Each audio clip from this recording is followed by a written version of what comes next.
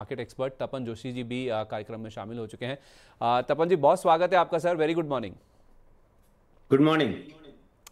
तो सर, मैं मार्केट में बात करूंगा उससे पहले जरा जो सबसे बड़ी हैपनिंग खबर है कल शाम की, उसके ऊपर फोकस करना बहुत ज़रूरी है। तो हिंडनबर्ग मामले में ज़रा आपको दिखाते भी हैं पॉइंटर्स के जरिए भी कि क्या ये मामला था और कितना बड़ा इम्पैक्ट मार्केट्स पे आज दिख सकता है। तो हिंडनबर्ग मामले में सेबी ने जो अपना फाइनल ऑर्डर है वो जारी कर दिया है और इस फाइनल ऑर्डर के मुताबिक इस मामले में यानी कि हिंडनबर्ग मामले में सेबी से इस ग्रुप को यानी कि अदानी ग्रुप को मिल गई है clean chit. Adani ports, Adani power, Adani enterprises, ये तीन मुख्य एंटिटीज़ थी जो कि ज़्यादा लाइमलाइट में थी, ज़्यादा फोकस में थी।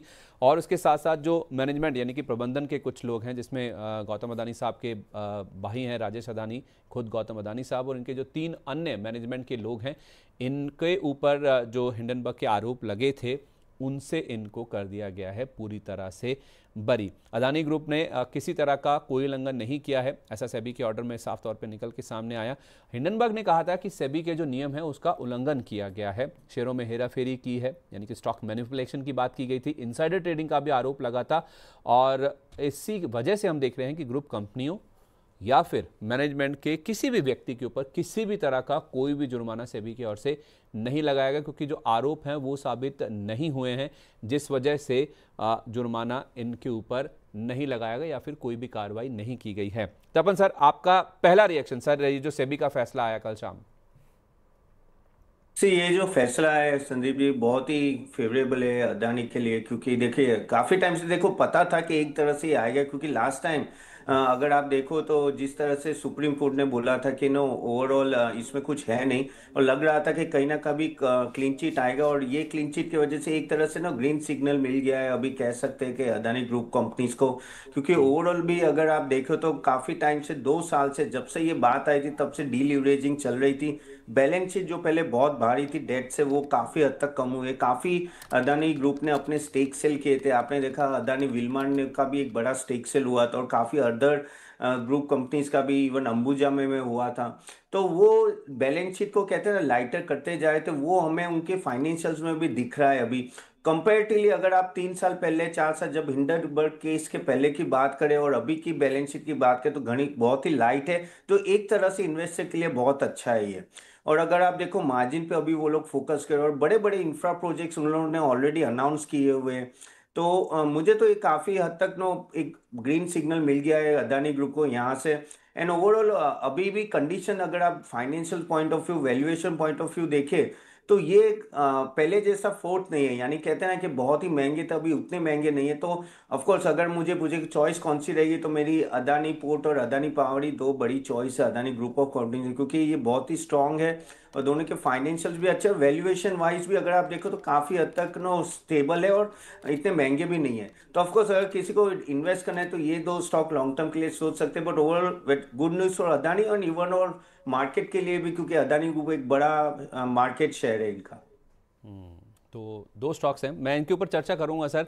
इससे पहले ना, अगर मुझे सही याद है सर, तो जनवरी 2023 का ये मामला है। मैं आपको थोड़ा मामला भी डिटेल में पहले बता दूं।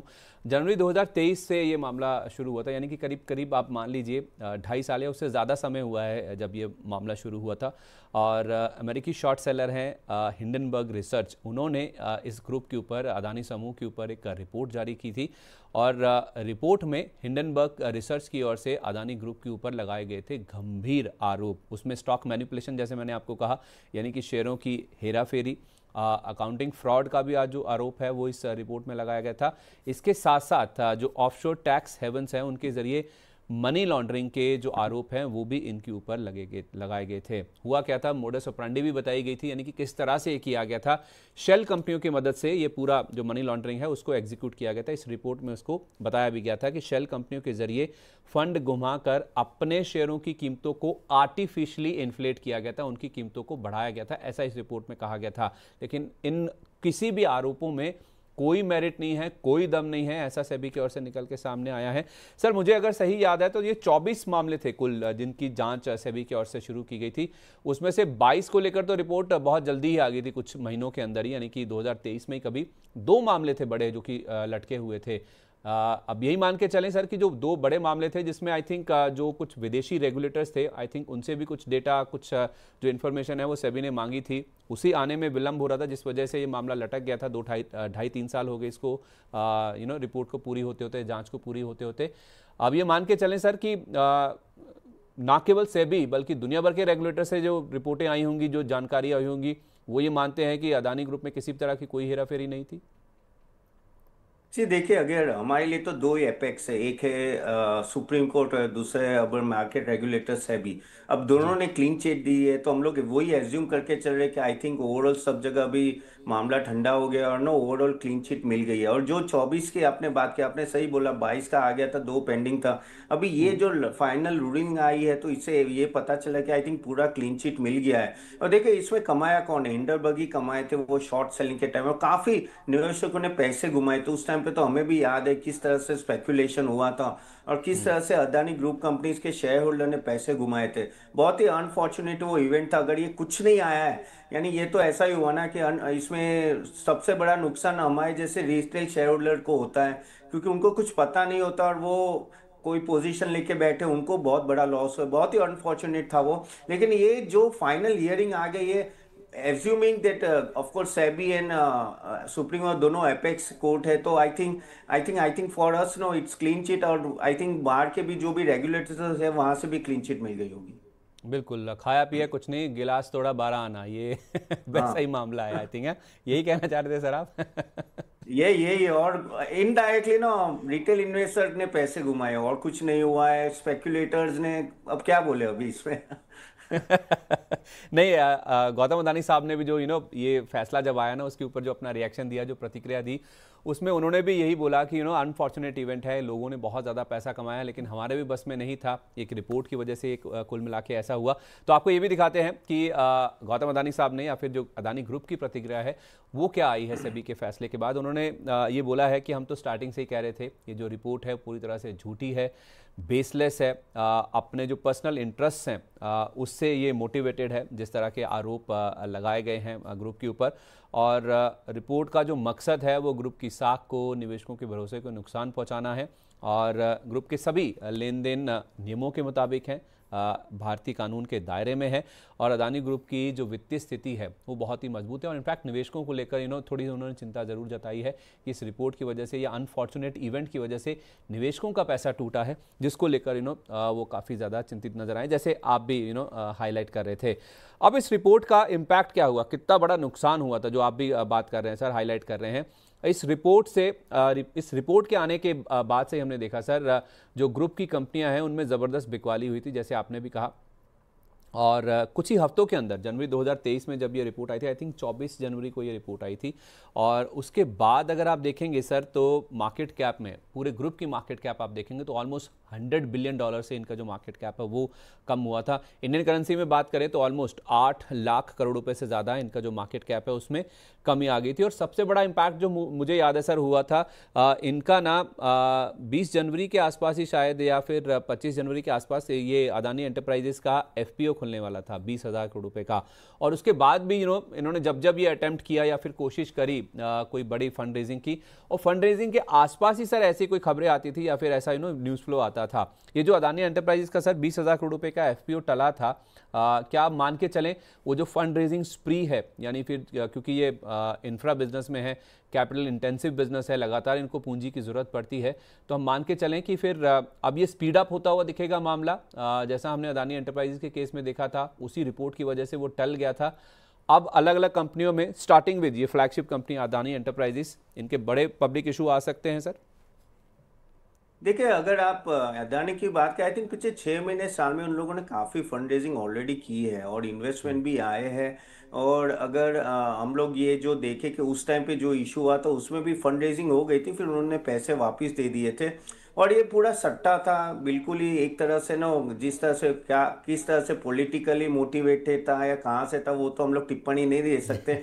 लेकिन जिस तरह से गिरा था, इसमें देखो क्या होता है कि इस तरह से जब स्टॉक गिरता है ना, पूरा ग्रुप गिरता है, तो क्वेश्चन पूरा मार्केट पे आ जाता है। और अदानी रिलायंस, टाटा, बिरला, वो ऐसे ग्रुप्स है ना जो टू बिग टू फॉल जैसी कैटेगरी में आते हैं। अगर उसमें से एक भी कैटेगरी, एक भी ग्रुप में ऐसा होता है ना, तो कॉन्फिडेंस रिटेल इन्वेस्टर का मार्केट से हिल जाता है। उस टाइम पे वैसे ही हुआ। लोगों को लगा कि यार इतनी बड़ी कंपनियां अगर इतना फ्रॉड कर सकती है तो फिर कैसे मार्केट में इन्वेस्ट करें। तो वो जो विश्वास चला जाता है, तो होपफुली अभी ये सब क्लीन चिट मिली तो धीरे धीरे विश्वास ये वापस आएगा। और जो अदानी की बात करें, देखो मैं तो अहमदाबाद में रहता हूँ, अदानी साहब यहाँ से अगर 3 किलोमीटर दूर बैठते हैं मेरे घर से, क्योंकि यहीं उनके मेन ऑफिस है। तो मुझे और यहाँ ये लोग ऑलरेडी बहुत ही फंडिंग स्पीयर ऑलरेडी चल रही है, क्योंकि जब से वो सुप्रीम कोर्ट का आया था, और आप देखो पीछे 6 महीने में हुआ है, तो मेरे हिसाब से और पिकअप होगा। और इनके बहुत बड़े प्लान है, बहुत बड़े प्लान, इनका पूरा फोकस इंफ्रास्ट्रक्चर पे है। तो मेरे हिसाब से तो अब तो पीछे नहीं रहेंगे, और काफ़ी रिस्क टेकिंग एबिलिटी रखते हैं अदानी साहब, वो हमें पता ही है।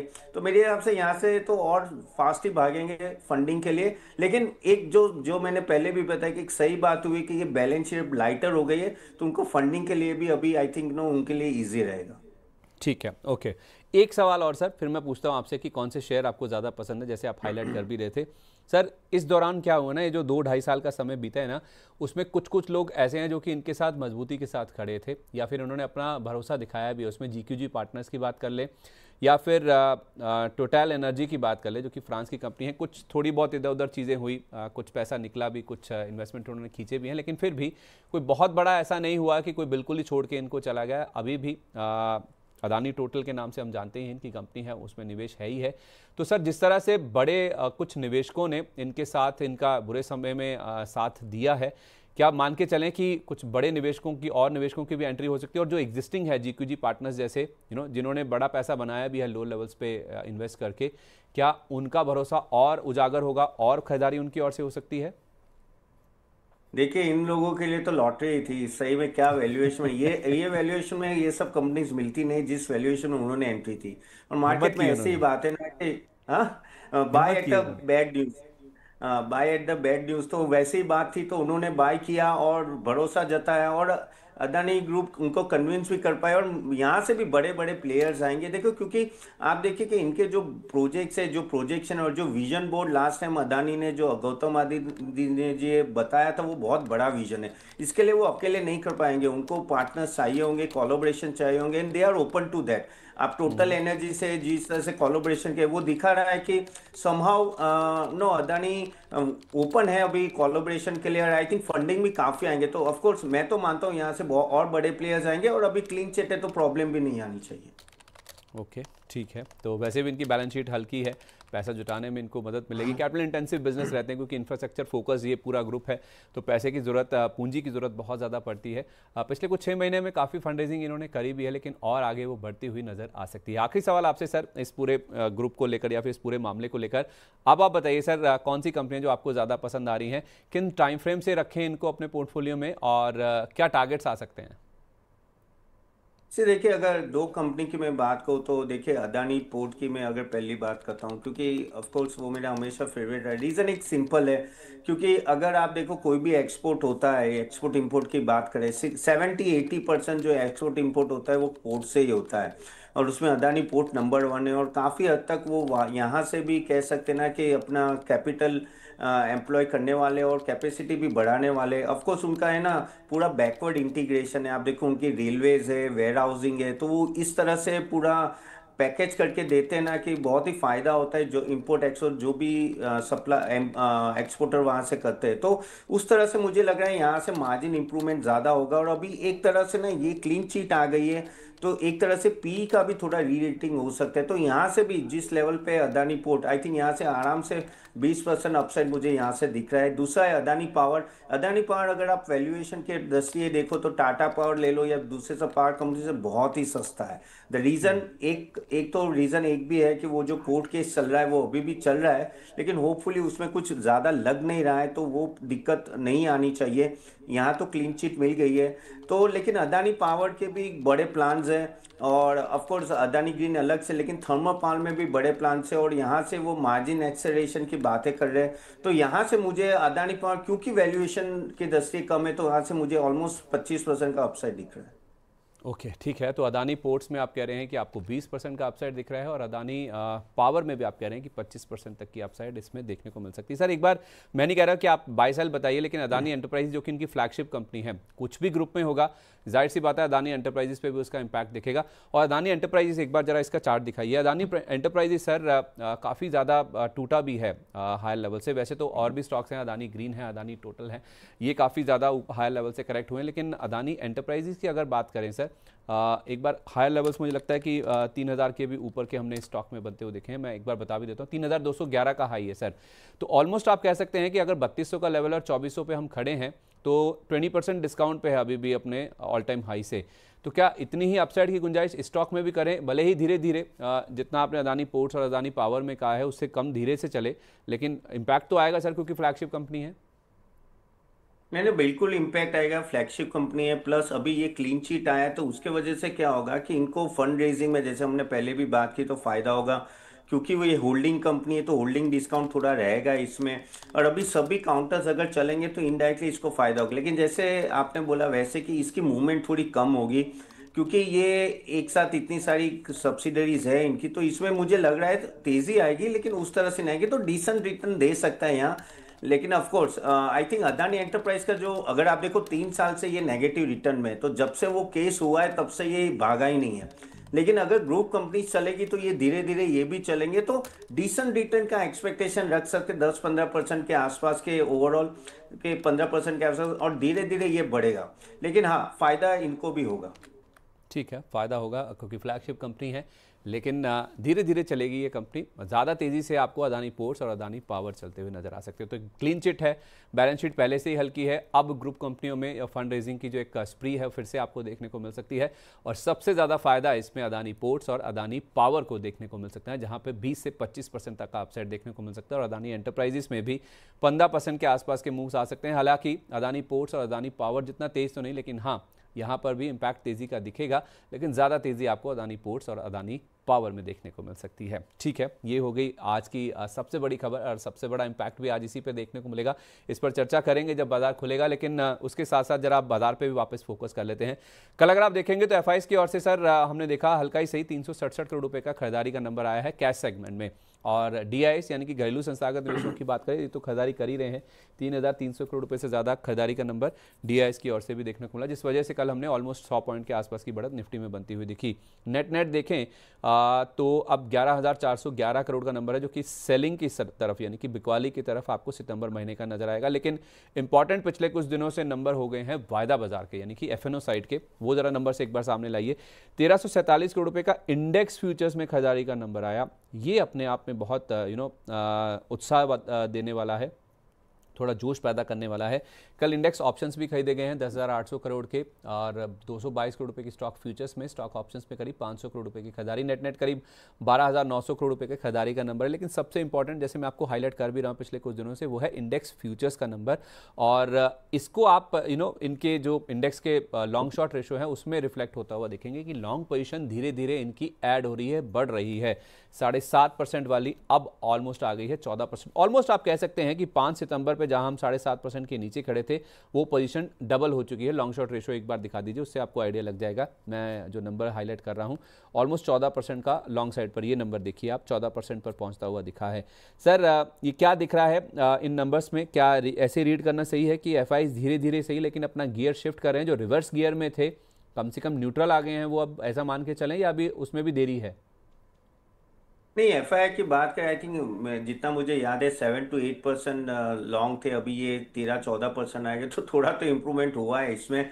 और थोड़ी बाइंग 300 करोड़ के आसपास के आप दिखा भी रहे हो, तो उस तरह से पॉजिटिव। लेकिन एक जो ऑफ कोर्स जो फेड रेट कट हुआ है 25-20 पॉइंट, उसके वजह से इमर्जिंग मार्केट में थोड़ा फंड फ्लो होगा। लेकिन यहाँ एक तरह से जो सबसे बड़ा ट्रिगर होगा जो मुझे लग रहा है, वो हमारा इंडिया और यूएस का जो जब ट्रीटी होगी, मे बी नवंबर एंड में होगी, वो एक ट्रिगर हो सकता है एफआई। क्योंकि एफआई के एक सबसे बड़ी दो प्रॉब्लम है। एक तो प्रॉब्लम ये भी है कि टैरिफ का इशू अभी तक चल रहा है, 50% अभी भी लगा हुआ है। दूसरा है कि अभी भी क्वार्टरली रिजल्ट जो अभी तक आए वो इतने अच्छे नहीं आए, तो ये क्वार्टर के रिजल्ट जो हमारे अक्टूबर 1st वीक से होंगे उस पर खास नजर रहेगी कि किस तरह से आ रहे हैं। लेकिन ऑनेस्टली अक्टूबर टू दिसंबर में जब दिवाली में एक अच्छा खासा कंजम्पशन बूम आएगा, तो हमें जनवरी फर्स्ट और सेकेंड वीक में ज्यादा बेटर रिजल्ट देखेंगे। लेकिन एफआई को ये दो चीज पे ज्यादा देखना है, क्योंकि एफआई को अभी भी हमारा मार्केट काफी महंगा लग रहा है। अगर हम लोग देखो अभी भी 21-22 के पी पे चल रहे हैं, जबकि बाकी सब कंट्रीज अगर आप देखो 12-13 के पी पे चलते हैं। और चाइना देखो, जापान देख लीजिए आप, ये सब कंट्री, इवन नास्डेक और वो सब 30-40% साल का रिटर्न दे रहे हैं। तो हमारे वहाँ क्यों आएंगे? क्योंकि हम लोग इतना मूवमेंट ही नहीं किया है। उनको ज्यादा बाहर अपॉर्चुनिटी मिल रही है compare to India, that's why they are not coming to India. और यहाँ मूवमेंट तब आएगी जब हमारे एक तो ये टैरिफ का मामला सॉल्व होगा, और ऊपर से जो हमारा अर्निंग सीजन है वो बेटर होगा। वो नहीं होगा तब तक मुझे नहीं लगता कि एफआई फुल फ्लैज आएंगे। हाँ, बीच बीच में बाइंग दिख जाएगी, लेकिन फुल फ्लैज आने के लिए ये दो ठीक होने चाहिए, प्लस वैल्यूएशन डिसेंट होना चाहिए, तब जाके आएंगे। तो मेरे हिसाब से I think we have to wait for some time.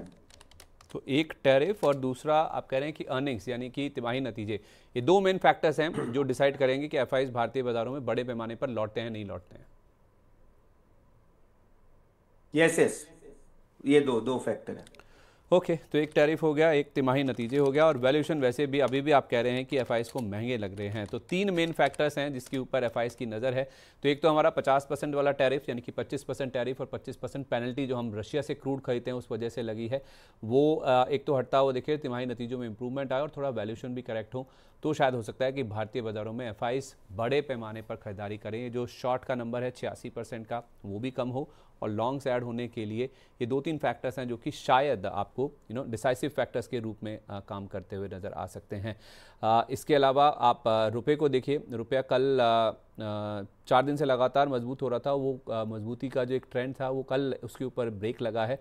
कल यानी गुरुवार को 31 पैसे की कमजोरी के साथ रुपया बंद हुआ। 88 का लेवल हमने बुधवार तक देखा था कि वो उसके नीचे रुपया चला गया था। 87-82 का लेवल था बुधवार को जो क्लोजिंग हुई थी, लेकिन कल हम फिर से देखिए 88 के ऊपर पहुंच गए हैं। तो 88.13 ये लेवल है जो कि कल की क्लोजिंग हमारी हुई। आपको याद होगा, अभी नरेंद्र भाई मेरे साथ जुड़े थे, वो कह भी रहे थे कि डॉलर इंडेक्स मजबूत हुआ है, तो उसका इंपैक्ट आप देखिए रुपए पे कल साफ तौर पे देखने को मिला है। और सर अब ना दो मेन ट्रिगर्स हैं। एक तो ये कि इंडिया और यूएई के बीच में भी एक बीटीए होने की बातचीत चल रही है। माना जा रहा है कि बहुत जल्द ये जो बायलैटरल ट्रेड एग्रीमेंट है वो फाइनलाइज होता हुआ दिखेगा, और इसमें ट्रेड, स्पेस, मैरीटाइम सेक्टर, ये कुछ चीज़ें हैं जो कि काफ़ी ज़्यादा डिस्कस होती हुई दिखी। और कल सर मैं एक बयान पढ़ रहा था, आई थिंक हमारे जो चीफ इकोनॉमिक एडवाइज़र हैं उनका ऐसा कहना था। वो कह रहे थे कि मैं कुछ ऐसा, मेरे पास इंटरनल जानकारी नहीं है, लेकिन आने वाले कुछ हफ्तों में हो सकता है कि जो 25% हमारे ऊपर पेनल्टी लगी है ना वो हट जाए, और उसके साथ साथ ये जो 25% का हमारे ऊपर टैरिफ लगा है वो भी शायद 10 या 15% पर आ जाए। ऐसा मैंने कहीं पढ़ा सर, नागेश्वरन साहब का जो बयान है वो मैंने कहीं देखा। सर इसकी कितनी प्रोबेबिलिटी आपको नज़र आती है? अब तो मतलब अगर ऐसे कोई बड़े अधिकारी बोलते हैं तो फिर तो मार्केट में भी होप जागती है, वरना ऐसे कोई सामने आके बोलता नहीं है इस तरह से। जी, सीए ने ये बयान दिया था, मैंने भी ये कल पढ़ा था, तो ये एक पॉजिटिव है। और मैंने देखा है कि व्हाट्सएप को हर जगह ये उनकी उनका बयान घूम रहा था। लेकिन क्योंकि आजकल क्या है, मार्केट को भी कुछ पॉजिटिव चाहिए, और टैरिफ के मामले में कुछ भी पॉजिटिव नहीं आ रहा था, तो ये एक बड़ा बयान था कि अगर वो 25% वो एडिशनल टैरिफ हट जाता है और ये 10-15 हो सकते हैं, तो उससे अच्छी बात नहीं हो सकती। क्योंकि जो एक्सपेक्टेशन था कि चलो ये 25% जो एडिशनल टैरिफ है वो तो हटने ही वाला है कभी ना कभी, क्योंकि रशिया तो वॉर खत्म नहीं कर रहा, हमको ही सिर्फ लगा के बैठे हुए हैं। लेकिन अगर और लग रहा था कि जो दूसरा 25% वो रहेगा, लेकिन अगर वो 25% जो दूसरा 25% वो अगर 10-15% चला जाता है, then it's a very good news for us. क्योंकि 10-15% इज ओके, वो तो हर एक को लगा हुआ है। अगर आप देखो मोस्ट ऑफ द कंट्रीज 15% पे आके उठके हुए हैं, तो उतना तो हमको भी लगना है। तो अगर ये होता है और इतने बड़े अधिकारी ने बोला है, तो मैं भी थोड़ा उस पर मानूंगा कि हाँ भाई उन्होंने बोला है तो कुछ ना कुछ ऐसी बातें चल रही होगी। हाँ, उन्होंने बोला है कि 2-3 महीने शायद लग सकते हैं इसमें, लेकिन ये इस चीज को मार्केट बहुत पॉजिटिवली लेगा। क्योंकि आगे देखो, ये जो टैरिफ का मामला है वो बड़ा ओवर हैंग है इंडियन मार्केट के लिए भी।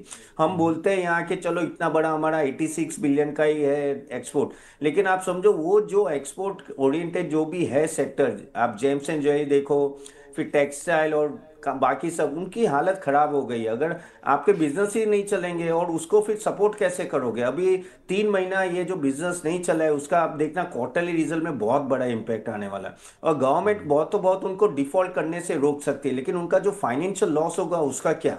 सो ये बड़ी चीज है, तो ये तो सॉल्व करना ही करना है, उसमें कोई डाउट नहीं है। तो मार्केट ये देख रहा है, और मार्केट के लिए अगर ये जो बात की गई है वो सही हो जाए तो बहुत अच्छा है। So hope for the best, और क्या कह सकते हैं। लेकिन सर मुझे बस यही चीज़ सबसे इम्पोर्टेंट लगी कि इतने बड़े अधिकारी मतलब सीईए आके अगर सामने ऐसे बोल रहे हैं, वो भी ये कह रहे हैं कि मेरे पास कोई अंदरूनी जानकारी नहीं है, लेकिन फिर भी मुझे ऐसा लगता है कि आने वाले कुछ आई थिंक 2 महीनों में वो कह रहे हैं कि ये पूरा पहले तो टैरिफ ये पेनल्टी हट जाएगी, और कुछ हफ्तों में 4-5 हफ्तों में शायद आपको ये भी होता हुआ दिखेगा कि आपके ऊपर जो टैरिफ्स हैं वो भी कम होकर 10 या 15% पर आ जाएंगे। तो अगर ये हो गया, उम्मीद तो है, अगर हो गया तो फिर ये मार्केट्स के लिए बहुत बड़ा पॉजिटिव हो सकता है। चलिए कुछ स्टॉक स्पेसिफिक भी बात कर लेते हैं। अदानी ग्रुप में सर वैसे तो पॉजिटिव है ही है, एक ना सर अदानी पावर को लेकर मुझे बताइएगा, आपने वैसे बात करी है 22 सितंबर इनकी जो स्टॉक स्प्लिट होने वाला है सर 1:5 का, उसकी रिकॉर्ड डेट तय की गई थी। तो स्प्लिट का फायदा लेने के लिए आज मेरे हिसाब से सर 19 है, 20-21 को बाजार बंद है, तो 22 को अगर रिकॉर्ड डेट आपके डीपी में आना चाहिए, डीमैट में, तो फिर आज खरीदारी का आखिरी दिन है। सी मुझे इसके बारे में पता नहीं है, लेकिन 22 सितंबर को ये है तो ऑफ कोर्स नो, यस आखिरी दिन ही हुआ ना, तो फिर आखिरी दिन हुआ। लेकिन ऑफ कोर्स अदानी पावर आज आज देखना पड़ेगा कितना ऊपर है, पर आई थिंक अभी भी वैल्यूएशन दृष्टि आई थिंक नो काफी नो मुझे ऐसा लग रहा है अट्रैक्टिव है, तो ले सकते हैं, ऐसा कोई प्रॉब्लम। इवन आज भी अगर मौका मिलता है धीरे धीरे बाय किए और थोड़ा नीचे मिलता है तो भी डिप्स में बाय कर सकते हैं। स्प्लिट होगा, देखो ये स्टॉक का अभी भी मैं बोलूँ तो इतना भी महंगा 631 है, तो आई थिंक इतने भी रेंज में नहीं गया है कि टेंशन होगी। तो मेरे हिसाब से आज भी मौका मिलता है तो ले सकते हैं। बिल्कुल, आज भी मौका मिले तो आप ले सकते हैं। ये फिलहाल राय निकल के सामने आ रही है अदानी पावर को लेकर। इसका स्टॉक स्प्लिट है, 22 सितंबर इसकी रिकॉर्ड डेट है, तो उस लिहाज से आज ही आप खरीदेंगे तो 22 तारीख को आपके डीपी में आएगा। अगर आपके पास नहीं है तो आज आखिरी मौका है, अगर आप स्प्लिट का फ़ायदा लेना चाहते हैं उसके लिहाज से मैं बोल रहा हूँ कि ये आपके लिए आज आखिरी दिन होगा। अदानी पावर के अलावा सर एक बार जरा वोडाफोन आइडिया पे भी बताइए, आज वो दिन आ गया आखिरकार 19 सितंबर का, जब एजीआर बकाये की रिकैलकुलेशन को लेकर उन्होंने सुप्रीम कोर्ट में अर्जी डाली थी, उस पर सुप्रीम कोर्ट तैयार भी होता है और 19 तारीख की डेट उन्होंने दी थी। ये 9,450 करोड़ रुपए की अतिरिक्त मांग की गई थी एजीआर की, जिसको लेकर इन्होंने अर्जी दाखिल की थी, और FY19 तक का ये जो एजीआर बकाया है ये इन्होंने कहा था कि सुप्रीम कोर्ट की आई थिंक 2020 की एक रूलिंग है जिसको ध्यान में रखते हुए इन्होंने ये मामला या फिर अर्जी दाखिल की थी। सर आज इस अर्जी में आपको कितना मेरिट दिखता है और वोडाफोन आइडिया में किस तरह का इम्पैक्ट आ सकता है?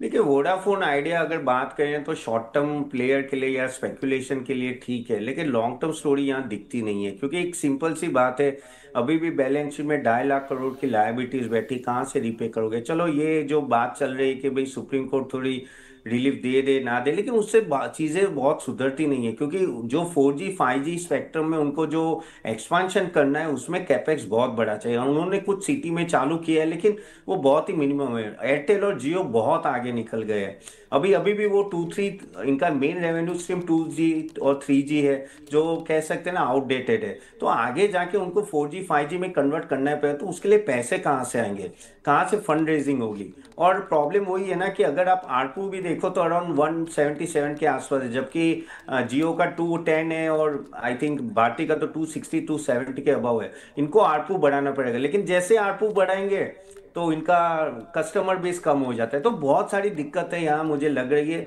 चलो एक दो रिलीफ भी आ जाए, लेकिन जो प्रॉब्लम इतनी बड़ी है कि लॉन्ग टर्म के लिए मुझे अभी भी बड़ा क्वेश्चन मार्क लग रहा है। हाँ शॉर्ट टर्म के लिए आप कह सकते हैं 10-15-20% ऊपर नीचे होता रहेगा, लेकिन अगर लॉन्ग टर्म प्लेयर है तो मैं तो अभी भी दूरी बोलूंगा जाने तो यहाँ से। I think Bharti Airtel is a much better option, तो शॉर्ट टर्म के लिए ऑफ कोर्स इसके वजह से थोड़ा अप मूव आ सकते हैं अगर उनके फेवर में गया तो। ठीक है, तो भारती एयरटेल इन लेवल्स पे भी अच्छा लग रहा है सर आपको? इन लेवल्स पे देखिए, लॉन्ग टर्म पे मैं तो ना ही बोल रहा हूँ, लॉन्ग टर्म के लिए, शॉर्ट टर्म के लिए अगर आपको करना है तो ऑफ कोर्स 11 रुपए तक जा सकते हैं, अगर कुछ 10-11 रुपए है, लेकिन वापस वहां सेलिंग आ जाएगी, तो आपको 1-2 रुपए में थोड़ा खेलना पड़ेगा, वही है। तो उस तरह से करना है तो आप स्टॉप लॉस लगा के ट्राई कर सकते हैं। ठीक है, स्टॉप लॉस लगा के आप ट्राई कर सकते हैं। 10 से 11 रुपए तक जा सकता है, लेकिन उसके ऊपर, उसके बियॉन्ड नहीं, यानी कि समय वाइज भी और प्राइस वाइज भी। तो अगर आपको टेलीकॉम सेक्टर में रहना ही है तो भारती एयरटेल ये आपके लिए एक बेटर चॉइस हो सकता है। यहाँ पर आप चाहें तो लॉन्ग टर्म का व्यू ज़रूर लेके चल सकते हैं, जहाँ पे अभी हम 1930 रुपये के आसपास के लेवल्स देख रहे हैं। ऑयल इंडिया सर, इसके ऊपर एक राय दीजिए। ऑयल इंडिया के साथ साथ मुझे याद है सर, जो कि ये प्रोजेक्ट की बात हो रही है ना मोजाम्बिक ब्लॉक का, जहाँ पे ये कह रहे हैं कि इस साल के अंत तक इनको लगता है कि मोजाम्बिक एलएनजी प्रोजेक्ट में दोबारा से कामकाज शुरू हो जाएगा। इसमें बीपीसीएल भी एक पार्टनर है, आई थिंक उनके पास भी 10 या 15% स्टेक है इस पूरे इस ब्लॉक में, मोजाम्बिक वाले ब्लॉक में। तो ऑयल इंडिया के साथ साथ बीपीसीएल पे भी आपकी राय दीजिए। देखिए, oil India of course exploration में है, तो थोड़ा इसमें कंपैरेटिवली, क्योंकि ऑयल प्राइसेस डाउन है तो इनके लिए थोड़ा प्रॉब्लम रहेगी। और अभी देखिए कि अच्छा खासा वो बढ़ गया था, वापस नीचे आ गया कंपैरेटिवली बीपीसीएल, क्योंकि ये ऑयल मार्केटिंग कंपनी, तो वो बेटर ऑप्शन है कंपैरेटिवली, क्योंकि वहाँ मार्जिन अगर आप देखो तो इम्प्रूवमेंट भी हो रहा है। ऑयल इंडिया की ऑफ कोर्स नो काफ़ी हद तक वो मोजाम्बिक एलएनजी प्रोजेक्ट ऑलमोस्ट 2025 में हो जाएगा। अगर आप देखो तो हाइड्रोकार्बन डिस्कवरी की भी बात करें और ईबीटा भी कंपैरेटिवली ठीक ठाक रहा, और यहाँ से लग रहा है कि ना ओवरऑल प्रॉफिट थोड़ा स्टेबल रहेगा। लेकिन देखना पड़ेगा ऑयल प्राइसेस कहाँ जाता है। ऑयल प्राइसेस देखो अगर 80 के ऊपर चले, 75 के ऊपर जाते हैं तो ये भागेगा शेयर, लेकिन तब तक मुझे लग रहा है कि ये थोड़ा रेंज बाउंड रहेगा। जबकि बीपीसीएल मुझे लग रहा है कि नो इनका मार्जिन काफ़ी सस्टेनेबल है। यहाँ से मुझे ऐसा लग रहा है कि एक अगर मैं ऑयल की बात करूँ, मुझे लग रहा है कि नेक्स्ट 1.5 साल 2 साल 75 के ऊपर नहीं जाएगा।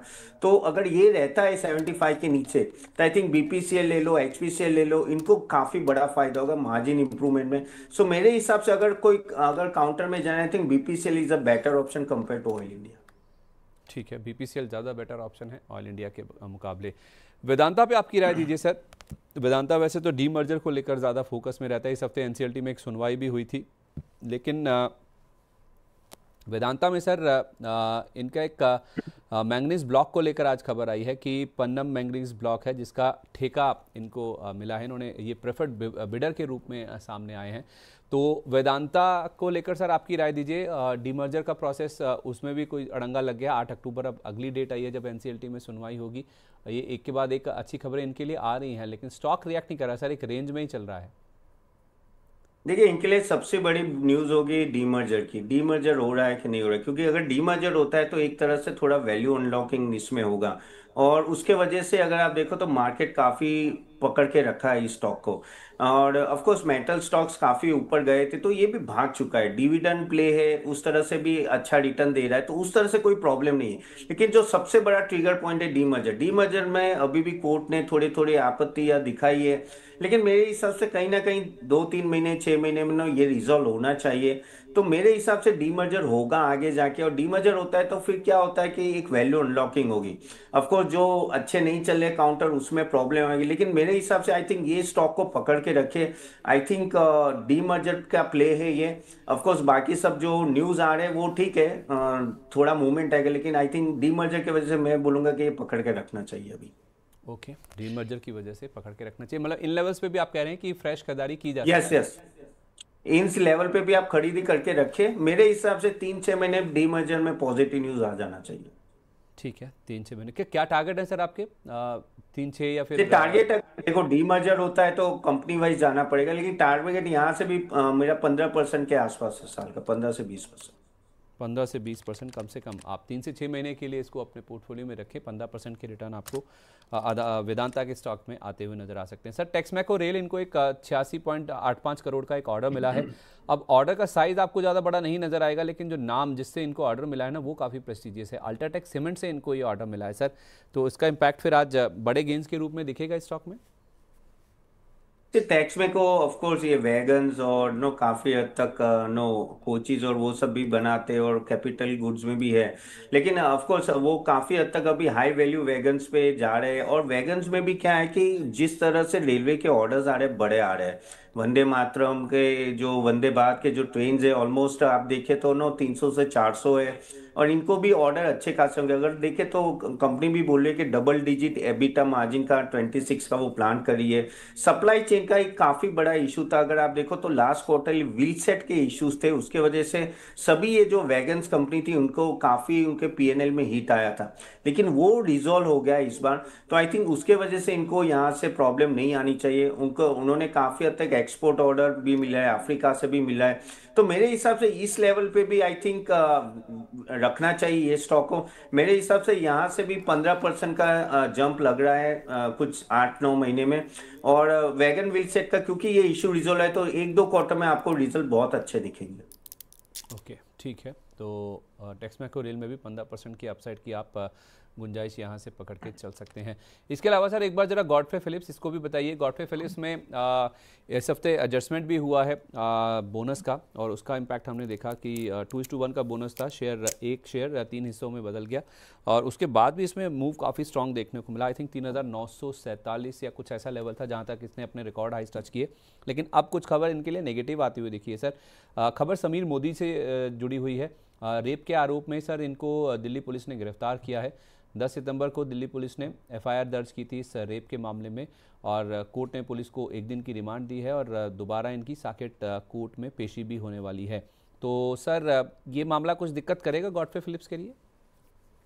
देखिए सेंटिमेंटली तो दिक्कत करेगा, लेकिन अगर आप मैं फाइनेंशियल पॉइंट ऑफ व्यू से मैं बोलूँ, वैल्यूएशन पॉइंट, तो ये स्टॉक अगर प्रॉफिटेबिलिटी पॉइंट ऑफ व्यू अच्छा रिजल्ट दे रहा है। और देखिए सिगरेट की डिमांड भी काफ़ी अच्छी चल रही है, और इंटरनेशनल एक्सपोर्ट पे भी वो काफ़ी हद तक एक्सपांड कर रहे हैं। इबिटा मार्जिन भी अगर आप देखो तो मेंटेन कर रहे हैं ऑलमोस्ट 25% का, जो बहुत अच्छा है। इनका सबसे बड़ी बात है कि सिगरेट की जो डिमांड है ना वो अच्छी खासी ग्रोथ ईयर ऑन ईयर आ रही है, तो उसमें उनका बड़ा शेयर है। तो और मेलबोरो और वो जो कोर ब्रांच है वो अच्छा कर रही है। ऑफ कोर्स ये जो न्यूज़ आपने बताया उसका नेगेटिव असर आएगा, तो मेरे हिसाब से क्योंकि ये स्टॉक ऑलरेडी थोड़ा कह सकते हैं कि अभी चला था, तो मेरे हिसाब से यहाँ बाय ऑन डिप्स रखे अभी इस लेवल पे, तो एंटर करने की मैं ना बोलूँ। कुछ 10-15% नीचे आता है then it will be a good level to enter, क्योंकि अभी भी मुझे ऐसा लग रहा है कि यहाँ से और मार्जिन इंप्रूवमेंट की शक्यता है। अगर सिगरेट में अगर आप बोलो तो कोई एक स्टॉक है जो पॉजिटिव, तो मैं गोदरेज फिलिप्स की मैं वही करूंगा, लेकिन थोड़ा वेट करना चाहिए। चलिए, मार्केट इस बीच खुल चुका है। मार्केट में हम देख रहे हैं कि 13 पॉइंट के आसपास की कमजोरी या 16 पॉइंट की कमजोरी के साथ कारोबार की शुरुआत हुई है।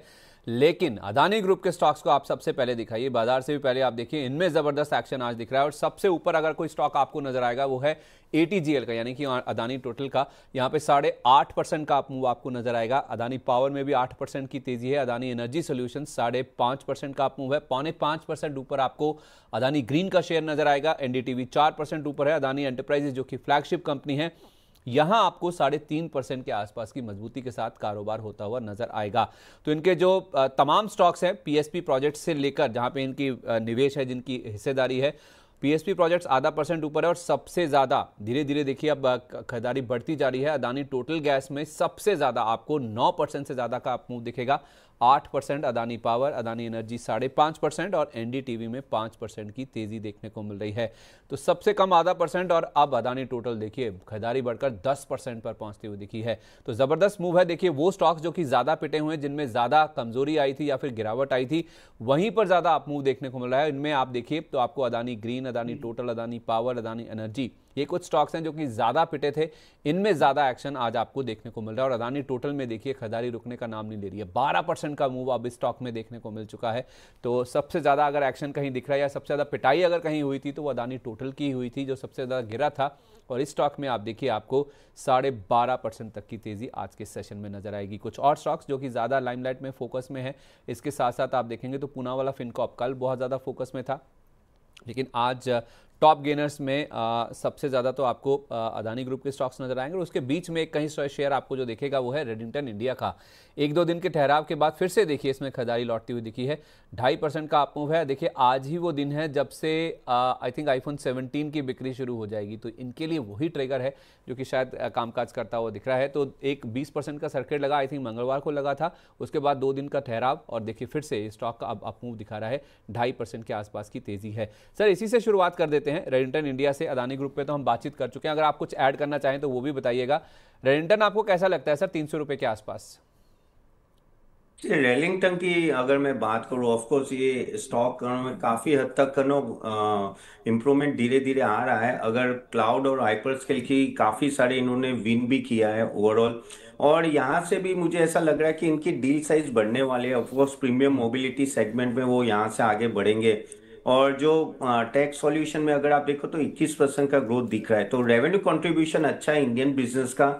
और जो डील विंस है उस पे अभी देखना पड़ेगा कि यहाँ से नो किस तरह से वो आगे जाके एग्जीक्यूशन करते हैं, क्योंकि eight the end of the day आपका ईबिटा वहीं से ही बढ़ेगा। लेकिन मेरे हिसाब से क्योंकि ये स्टॉक अगर आप देखें तो थोड़ा अभी बहुत ही मूव हो गया था एक दो दिन में, तो मेरे हिसाब से थोड़ा वेट करना चाहिए, रुकना चाहिए। बट ओवरऑल मेरे हिसाब से यहाँ से अगर 10-15% नीचे फिर ही आप एंटर कीजिए, क्योंकि वैल्यूएशन वाइज ऑलरेडी अभी वापस बढ़ गया है। तो मैं ऑलमोस्ट अभी कितना चल रहा है, 288 चल रहा है, आई थिंक अराउंड 260-65 के आसपास एंटर करने की राय रहेगी लॉन्ग टर्म के लिए। 260 265 ये एंटर करने के लिए अच्छे लेवल होंगे रेडिंगटन इंडिया में, और देखना होगा डील विंस किस तरह से आती है, वही इनके बिड्डा को ज़्यादा इंपैक्ट करती हुई नजर आएंगे। एक बार जरा एक्मे सोलर दिखाइए, 2.5% की कमजोरी यहाँ दिख रही है। कल हमने आईटी स्टॉक्स में काफ़ी अच्छा मूव देखा था, जिसमें मिड कैप आईटी स्टॉक्स काफ़ी पार्टिसिपेट कर रहे थे। जेन टेक्नोलॉजीज कल अच्छा चला था, लेकिन आज इसमें मुनाफा वसूली हो रही है, 2.5% ये भी नीचे है। डीसीएम श्रीराम 2% नीचे है। ओला इलेक्ट्रिक का 56-56 के आसपास का लेवल है, 2% ये भी नीचे है। ऑलरेडी 7 लाख के आसपास का वॉल्यूम हो चुका है। गॉडफ्रे फिलिप्स जिसकी हमने बात की है, ये जो एफआईआर दर्ज हुई है समीर मोदी के खिलाफ, उसका इंपैक्ट देखिए, 0.25% का कट यहाँ पर भी आपको नजर आएगा। केना कंस्ट्रक्शन 2 दिन में काफ़ी अच्छा चला, लेकिन आज 1.5% के आसपास की कमजोरी इस स्टॉक में बनती हुई दिख रही है। सर, अदानी ग्रुप में जिस तरह का एक्शन बन रहा है, इनको लेकर, या फिर अदानी ग्रुप से जिन कंपनियों का वास्ता है, या फिर ऑर्डर्स मिलते हैं, या फिर कारोबार जुड़ा हुआ है, कोई ऐसे नाम अगर आपके जहन में है जो आप हाईलाइट करना चाहें, जिनमें हो सकता है कि बाजार अब फोकस करे? से मेरे हिसाब से आई थिंक बहुत कोरिलेशन है, तो आई थिंक पीएसपी प्रोजेक्ट्स एक आप नज़र में रख सकते हो, क्योंकि उनकी प्रोजेक्ट्स की डील साइज बहुत अच्छी है। और अगर आप देखो तो उनके कॉन्ट्रैक्ट्स भी अच्छे हैं। बस वो थोड़ा इशू रहा था कि बीच में अदानी ये एग्जीक्यूशन करेगा कि नहीं करेगा, जो डील से आगे जाके, क्योंकि स्टेक में भी एंटर करना था वो भी नहीं हुआ था। तो मेरे हिसाब से पीएसपी प्रोजेक्ट्स एक नंबर वन होगा स्टॉक मेरे लिए। और अगर आप देखो तो ये स्टॉक ऑलरेडी भी काफी हद तक गिर भी चुका था बीच में, और वापस रिकवरी भी आई उसमें।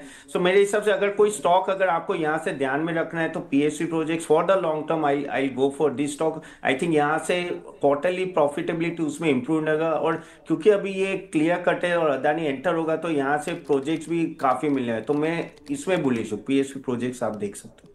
ठीक है, 800 के आसपास है सर, क्या व्यू लेकर चले मतलब, और कितना टारगेट आ सकता है यहाँ आपके यहाँ हिसाब से से? हाँ, सो यहाँ से मैं अराउंड 25% मूव साल का मैं देख रहा हूँ आराम से इस एक साल पीएसयू में, ठीक प्रोजेक्ट्स। है, ओके। एक साल में आप कह रहे हैं कि पीएसपी प्रोजेक्ट्स में 25% का अपमूव देखने को मिल सकता है। एक बार जरा बायोकॉन का चार्ट लेके आइए सामने।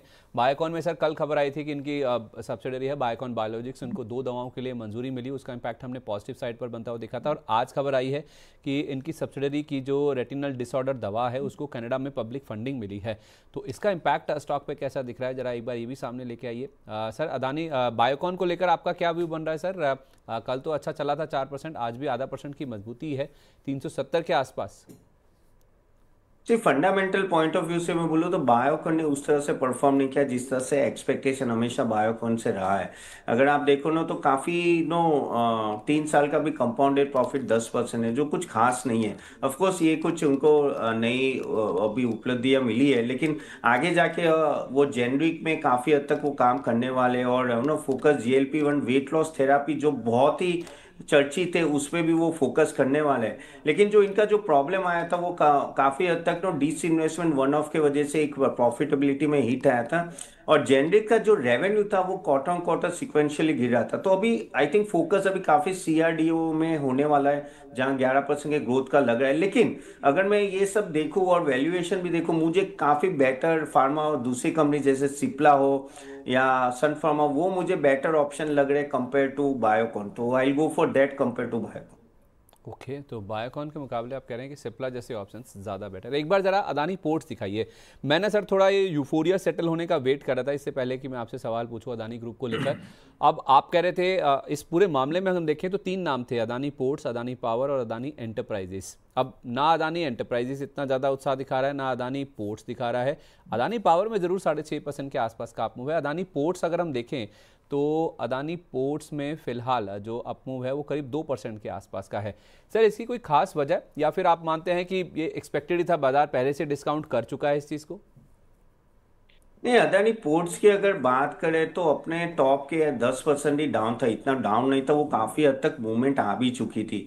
लेकिन अदानी टोटल गैस और जहां ऑलरेडी बीटन डाउन था वहां आप देख सकते हो हम पे, क्योंकि देखो अदानी पोर्ट ऑलरेडी थोड़ा अलग था, उससे उनको सेंटिमेंटल बूस्ट है, इसमें कुछ फाइनेंशियल इनको डायरेक्ट फायदा नहीं होता। लेकिन अदानी टोटल गैस और कुछ अदानी की उसमें जहाँ दिक्कतें ज्यादा थी वहां आप देखो तो वहां ज्यादा इंक्रीमेंट हुआ है। तो मुझे लग रहा है कि अदानी पावर में भी आप देखो वो लीगल केसेस चल रहे हैं, अभी भी चल रहे हैं, ऐसे तो दूसरा केस तो चल ही रहा है, लेकिन वहां सेंटिमेंटल बूस्ट ज्यादा है। तो अदानी पोर्ट तो आई थिंक इसके वजह से नहीं भागा है, पर अदानी पावर में तो मुझे लग रहा है कि पॉजिटिव न्यूज है, और टोटल गैस तो हमने देख ही लिया है। तो रीजन वो ये कि थोड़े अलग है, दैट्स व्हाई कि डायरेक्ट इंपैक्ट नहीं आता है इसमें। अच्छा, एक चीज़ मैं आपसे पूछना भूल गया सर, कि आपने जैसे कहा ना कुछ लीगल केसेस अभी भी बाकी है, एक वो यूएस में जो इनके खिलाफ रिश्वतखोरी वाला मामला चल रहा है ना, वो भी एक दिक्कत की बात या फिर हैंगओवर है, जिस वजह से बहुत बड़ा निवेश या फिर लॉन्ग टर्म के लिए कोई बहुत ज़्यादा उत्साहित होकर शायद नहीं इस पे पैसा लगा पा रहा है इस पूरे ग्रुप में। तो सर उस मामले को लेकर आपका क्या व्यू है? मैं वही केस की बात कर रहा था जो यूएस में जो चल रहा है अच्छा ना, अच्छा। क्योंकि वो अदानी ग्रीन पे था और अदानी हाँ। पावर जो पावर सेक्टर पे था अभी भी वो लटका हुआ है। अभी ग्रीन चिप तो नहीं मिला है पूरा, और बीच में वापिस गवर्नमेंट ने भी कुछ इंटरवेंट की थी, ये सब बात है। लेकिन देखो हमें भी पता है कुछ महीने में ये भी सुलझ जाएगा, अभी तक तो कुछ हुआ नहीं, तो आगे भी मुझे नहीं लग रहा है कि इतना कुछ इम्पैक्ट आना चाहिए मेरे हिसाब से। लेकिन हैंगओवर है तो अगर, लेकिन वो अगर हैंगओवर होता है तो मैं अदानी ग्रीन और अदानी पावर में और यहाँ से मैं तेजी देखता हूँ। अच्छा, हाँ वो तो मामला ही अदानी ग्रीन से जुड़ा हुआ है। एपिसेंटर तो वही है, केंद्र बिंदु तो वही है उस पूरे केस में अदानी ग्रीन को लेकर ही, क्योंकि वो जो सोलर प्रोजेक्ट्स हैं या फिर रिन्यूएबल एनर्जी प्रोजेक्ट्स हैं उनको उनके ठेके जीतने के लिए या फिर उनकी बोलियां जीतने के लिए ही रिश्वतखोरी की गई है, ऐसा ये जो आरोप है वो निकल के सामने आया था, जिस वजह से रिश्वतखोरी की बात की जा रही है। तो उस लिहाज से अगर वो मामला भी सुलझ गया तो फिर अदानी ग्रीन और अदानी पावर उनमें ज़्यादा इंपैक्ट पॉजिटिव साइड पर दिख सकते हैं। तो आज देखिए ज़्यादा उत्साह आपको इस स्टॉक में नहीं दिख रहा है, लेकिन ज़्यादा मूव अगर कहीं है तो अदानी टोटल गैस और अदानी पावर में फिलहाल दिख रहा है, जहाँ पे पिटाई काफ़ी ज़्यादा हुई थी या फिर जिनको इसका इम्पैक्ट ज़्यादा पॉजिटिव साइड पर देखने को मिल सकता है। अदानी एंटरप्राइजेस भी 4.5% की मजबूती दिखा रहा है। ठीक है, मार्केट में हम देख रहे हैं कि थोड़ा सा ठहराव है। पिछले कुछ दिनों में एक तरफा मूव हमने पॉजिटिव साइड पर बना है और बनते हुए देखा, तो उसका इम्पैक्ट अब देखिए अब 60 पॉइंट के आसपास की गिरावट फिलहाल मार्केट्स में देखने को मिल रही है। सर आज वीकेंड का इम्पैक्ट भी दिखेगा मार्केट पर, क्योंकि 2 दिन की छुट्टी है, इसलिए भी थोड़ा हल्का हो रहा है बाजार।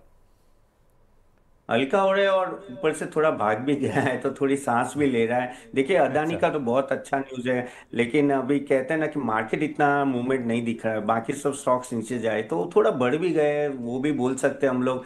न्यूज हाँ। काफी हद तक नो डिस्काउंट हो चुके हैं, तो मुझे लग रहा है कि थोड़ा प्रॉफिट बुकिंग वीकेंड सब कुछ एक साथ है।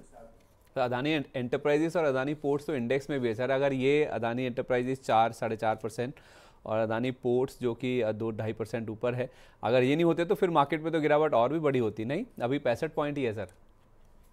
वही वही है, वही तो मैं बोल रहा हूँ कि अदानी की वजह से रुका हुआ है, अगर नहीं होते तो हम लोग शायद 100 पॉइंट भी नीचे चले गए होते। तो बट एनीवेज चलो अदानी ने बचाया, लेकिन ओवरऑल आई थिंक हमने बढ़ भी गए, तो वो भी एक रीजन है। देखो ट्रिगर चाहिए मार्केट के पास अभी, कुछ और ट्रिगर नहीं है।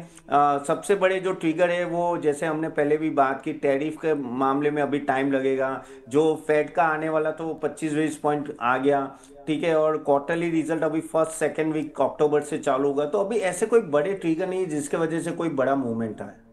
बिल्कुल ठीक है, तो आज कह सकते हैं कि अदानी ग्रुप की जो 2 कंपनियां इंडेक्स का पार्ट है, अदानी पोर्ट्स, अदानी एंटरप्राइजेस, उस वजह से मार्केट काफ़ी हद तक बचा हुआ है। वरना शायद ये जो गिरावट आप देख रहे हैं 60 पॉइंट के आसपास की निफ्टी में, वो शायद और भी बड़ी देखने को मिल सकती थी। ठीक है, ओके, आज एक तरफा तेज़ी और वीकेंड जो इम्पैक्ट है उस वजह से हम देख रहे हैं कि मार्केट में थोड़ा सा आज ठहराव या फिर थोड़ी सी एक सुस्ती देखने को मिल रही है, थोड़ी सी गिरावट, कमजोरी के साथ कारोबार ज़रूर देखने को मिल रहा है। उसमें एक बार आईटी इंडेक्स भी दिखा दीजिए। आज आईटी स्टॉक्स में भी कुछ आधे % के आसपास की गिरावट है, तो ब्रीदर यहाँ पर भी आज के सेशन में हाल फिलहाल की तेज़ी के बाद देखने को मिल रहा है। अदानी ग्रुप वैसे आज बहुत ज़्यादा लाइमलाइट में है, तो टॉप गेनर्स में तो आपको यही स्टॉक ही आज ज़्यादा लाइमलाइट में दिखेंगे। एक जरा स्वैन एनर्जी दिखाइए सर, स्वैन एनर्जी को लेकर आपका व्यू बताइए, फिर मैं दर्शकों के सवालों की ओर बढ़ता हूँ। स्वैन एनर्जी में क्या हो रहा है सर, इसमें कोई तेज़ी की पोजीशन नहीं बनाई जा सकती है? Swan Energy, Swan, 1 minute, Swan Corp की बात कर रहे हो या कौन सी बात कर रहे हो? हाँ जी सर। हाँ, स्वैनकॉप अगर आप देखें तो overall of course no mills और मैन्युफैक्चर कॉटन पॉलिएस्टर, लेकिन यहाँ प्रॉब्लम वही है कि अभी ये देखना पड़ेगा कि कितना उनका नो, ऑफ कोर्स टेक्सटाइल में अगर देखें तो काफी कम है कंपेरेटिवली, इनका कंस्ट्रक्शन और उसमें और एनर्जी और डिस्ट्रीब्यूशन में ज्यादा है, तो ये स्टॉक तो ऑलरेडी काफी हद तक गिर चुका है।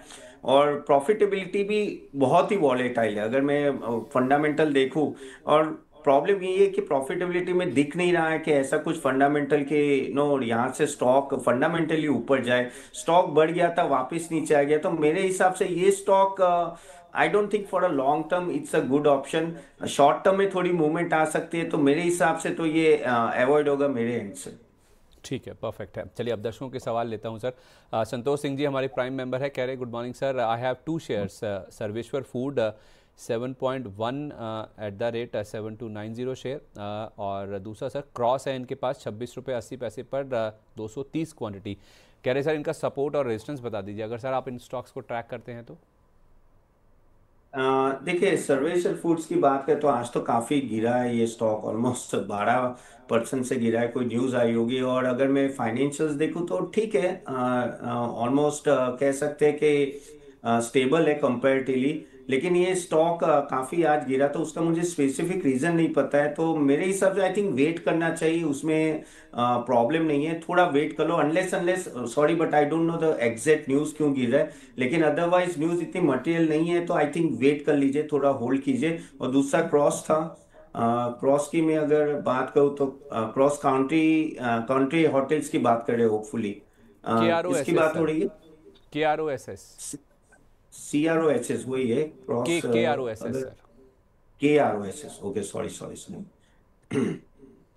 सो क्रॉस लिमिटेड की मैं अगर बात करूं तो ऑफ कोर्स नो, वो भी एक्सेल और सस्पेंशन असेंबली और उसमें है। और ये काफी हद तक नो स्टॉक काफी अच्छा भाग है 160 से 220, और मैं अगर फाइनेंशियल्स देखूं तो स्टेबल है। तो मेरे हिसाब से, और ये यहाँ से भी मुझे लग रहा है क्योंकि ये ऑटो एंसिलरी है comparatively no, tractor components cross और उसमें बना रहे ट्रक कंपोनेंट्स, आई थिंक इसमें वेट करना चाहिए। स्टॉप लॉस रखिए आप, अराउंड 230 है तो अराउंड नो 220, 215 या 210 का स्टॉप लॉस लगा के आप रखिए। आई थिंक थोड़ा मिड टर्म आप राह देख सकते हो, ये शायद ऊपर जाएगा यहाँ से। ठीक है, कोई दिक्कत नहीं सर, 210 का स्टॉप लॉस आपको ज़रूर यहाँ पे रखना चाहिए। अच्छा, अदानी ग्रुप को लेकर सर सुशील शर्मा जी का सवाल है, कह रहे हैं गुड मॉर्निंग संदीप सर, इस न्यूज़ से अदानी ग्रुप में तेज़ी आ सकती है सर। ATGL का जो एक्सपेंशन प्लान है अप टू 2030, वो कह रहे हैं कि उसके हिसाब से ये 2 साल में शेयर कहाँ तक जा सकता है। इसके 2000 शेयर है मेरे पास 670 रुपये के रेट पर सर, आज चला है 10% तो जाकर इनका प्राइस आया है।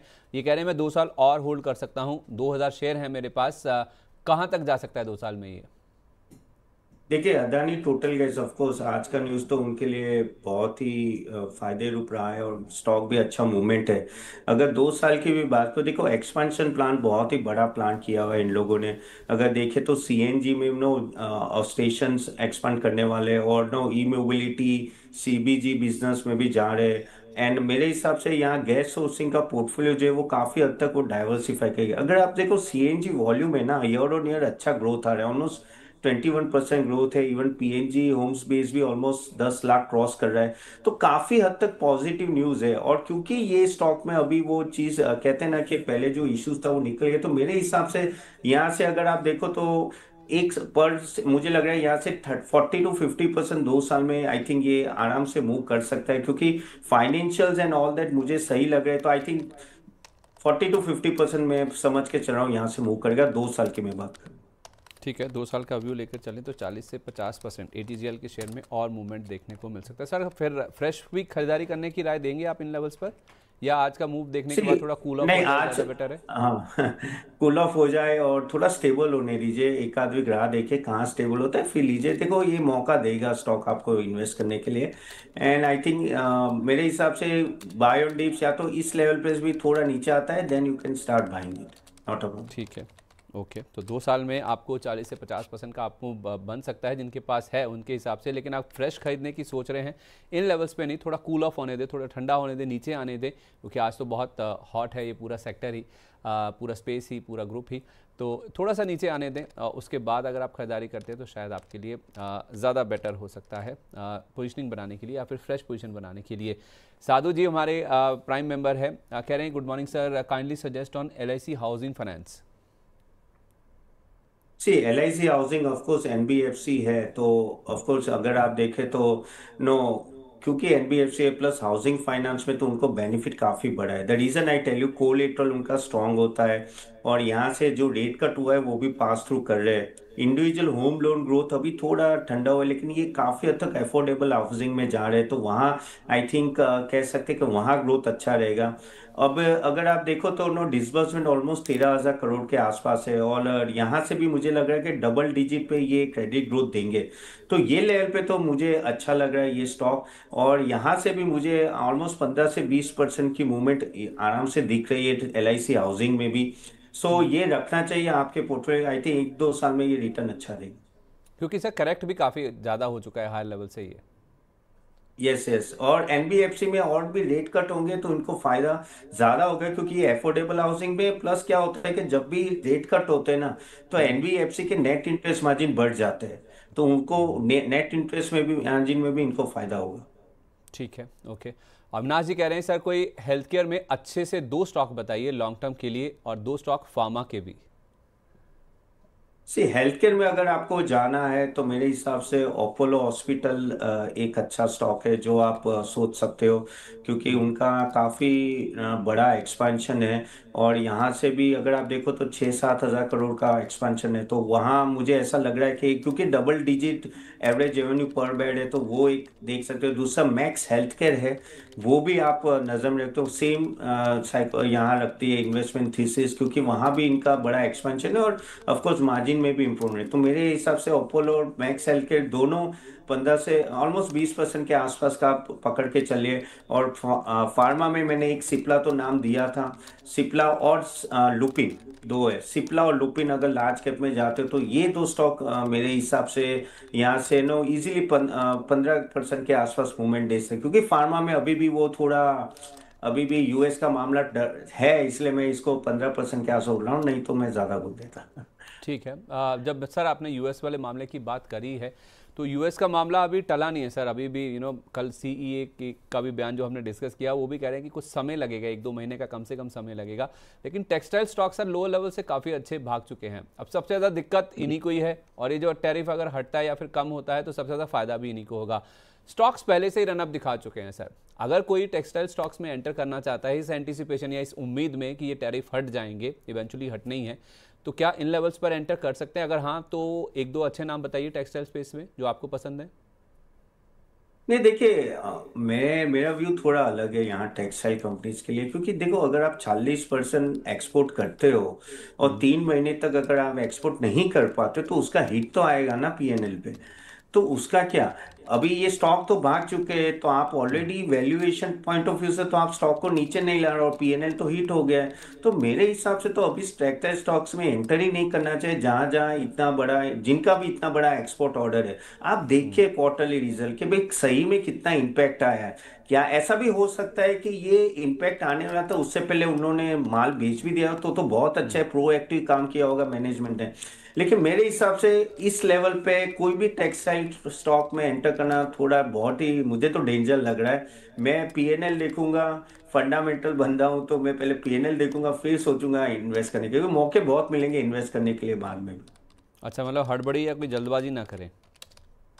नहीं नहीं, कोई जरूरत नहीं, क्यों करनी है, आपके बहुत सारे सेक्टर है जो अच्छा परफॉर्म करे, क्यों ना वहां जाते हो, क्यों अनड्यू रिस्क लेना है। हाँ, सट्टा खेलना है तो बात अलग है, उसमें मैं कुछ बोल नहीं सकता। ठीक है, जल्दबाजी ना करें, कोई हड़बड़ी ना करें। टेक्सटाइल शेयरों में मौके मिलेंगे। अभी जिस तरह का रनअप हो चुका है, अब आपके KPR मिल देखिए, ट्राइडेंट देखिए, आप वेल्सपन लिविंग देखिए, इन सब के एक बार 1-1 महीने के चार्ट दिखा दीजिए, आपको पता चल जाएगा कि लोअर लेवल से ये ठीक ठाक चल चुके हैं। तो उस लिहाज से अगर आप जल्दबाजी करें, देखिए किस तरह से ये घूमे हैं, इनमें किस तरह का मूव देखने को मिला है। वर्धमान टेक्सटाइल भी दिखा दीजिए, ट्राइडेंट दिखा दीजिए, वेल्सपन लिविंग दिखा दीजिए, इंडो काउंट दिखा दीजिए, एक एक महीने का चार्ट इनका। इससे आपको आइडिया लग जाएगा कि किस तरह से ये ऑलरेडी इस चीज़ को ऑलमोस्ट भुना चुके हैं कि हाँ जैसे टैरिफ हट ही गए हैं जिस तरह के मूव इन्होंने लोअर लेवल से दिखाए। ये आपको एक महीने के लिहाज से स्टॉक लग रहे होंगे कि ज़्यादा नहीं चले हैं, लेकिन अगर आप डिप से देखेंगे ना इनको, यानी कि लोअर लेवल से देखेंगे, तो वहाँ से अच्छी खासी रिकवरी इस एंटीसिपेशन में ऑलरेडी देखने को मिल चुकी है। जब से ट्रम्प साहब का बयान आया है ना पॉजिटिव साइड पर मोदी जी के लिए, तब से ही स्टॉक काफ़ी अच्छा मूव कर चुके हैं। आगे बढ़ें कुछ और सवालों की ओर। तो अंबर सिंघा जी कह रहे हैं sir INOX green panel industries advance enzyme पर एंट्री लेवल बता दीजिए और स्टॉप लॉस भी बता दीजिए इफ पॉसिबल। 3 स्टॉक्स हैं sir, INOX green panel industries और तीसरा नाम है एडवांस्ड एंजाइम का।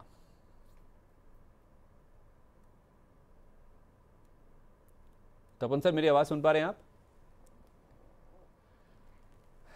आई थिंक उनसे थोड़ा कनेक्शन में दिक्कत है, दोबारा उनके साथ कनेक्ट करने की कोशिश करेंगे। लेकिन इस बीच आपको बता दूं कि बाज़ार में आज अदानी ग्रुप के शेयरों में तो एक्शन है, लेकिन बाकी शेयरों की बात करें तो आज अब गिरावट बढ़कर कुछ 100 पॉइंट के आसपास की निफ्टी में हो चुकी है। सर मैं 3 स्टॉक्स के बारे में पूछा था, अगर आपने ये नाम सुने हो, आइनॉक्स ग्रीन पैनल इंडस्ट्रीज़ और तीसरा नाम है एडवांस एंजाइम का। इसको लेकर अंबर जी का सवाल है।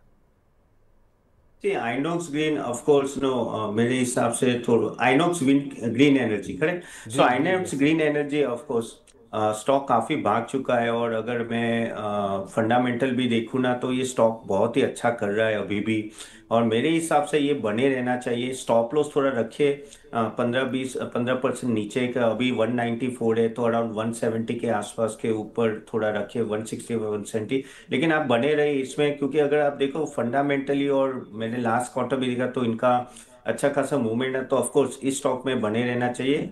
दूसरा कौन सा बोला था आपने? ग्रीन पैनल हाँ, industries. Green panel industries, okay. So green panel industries की मैं अगर बात करूँ तो ऑफकोर्स ये प्लाईवुड और उसमें है। देखो स्टॉक में इतनी खास अभी टाइम पे थोड़ी मूवमेंट आई थी, लेकिन थोड़ा स्टेबल है।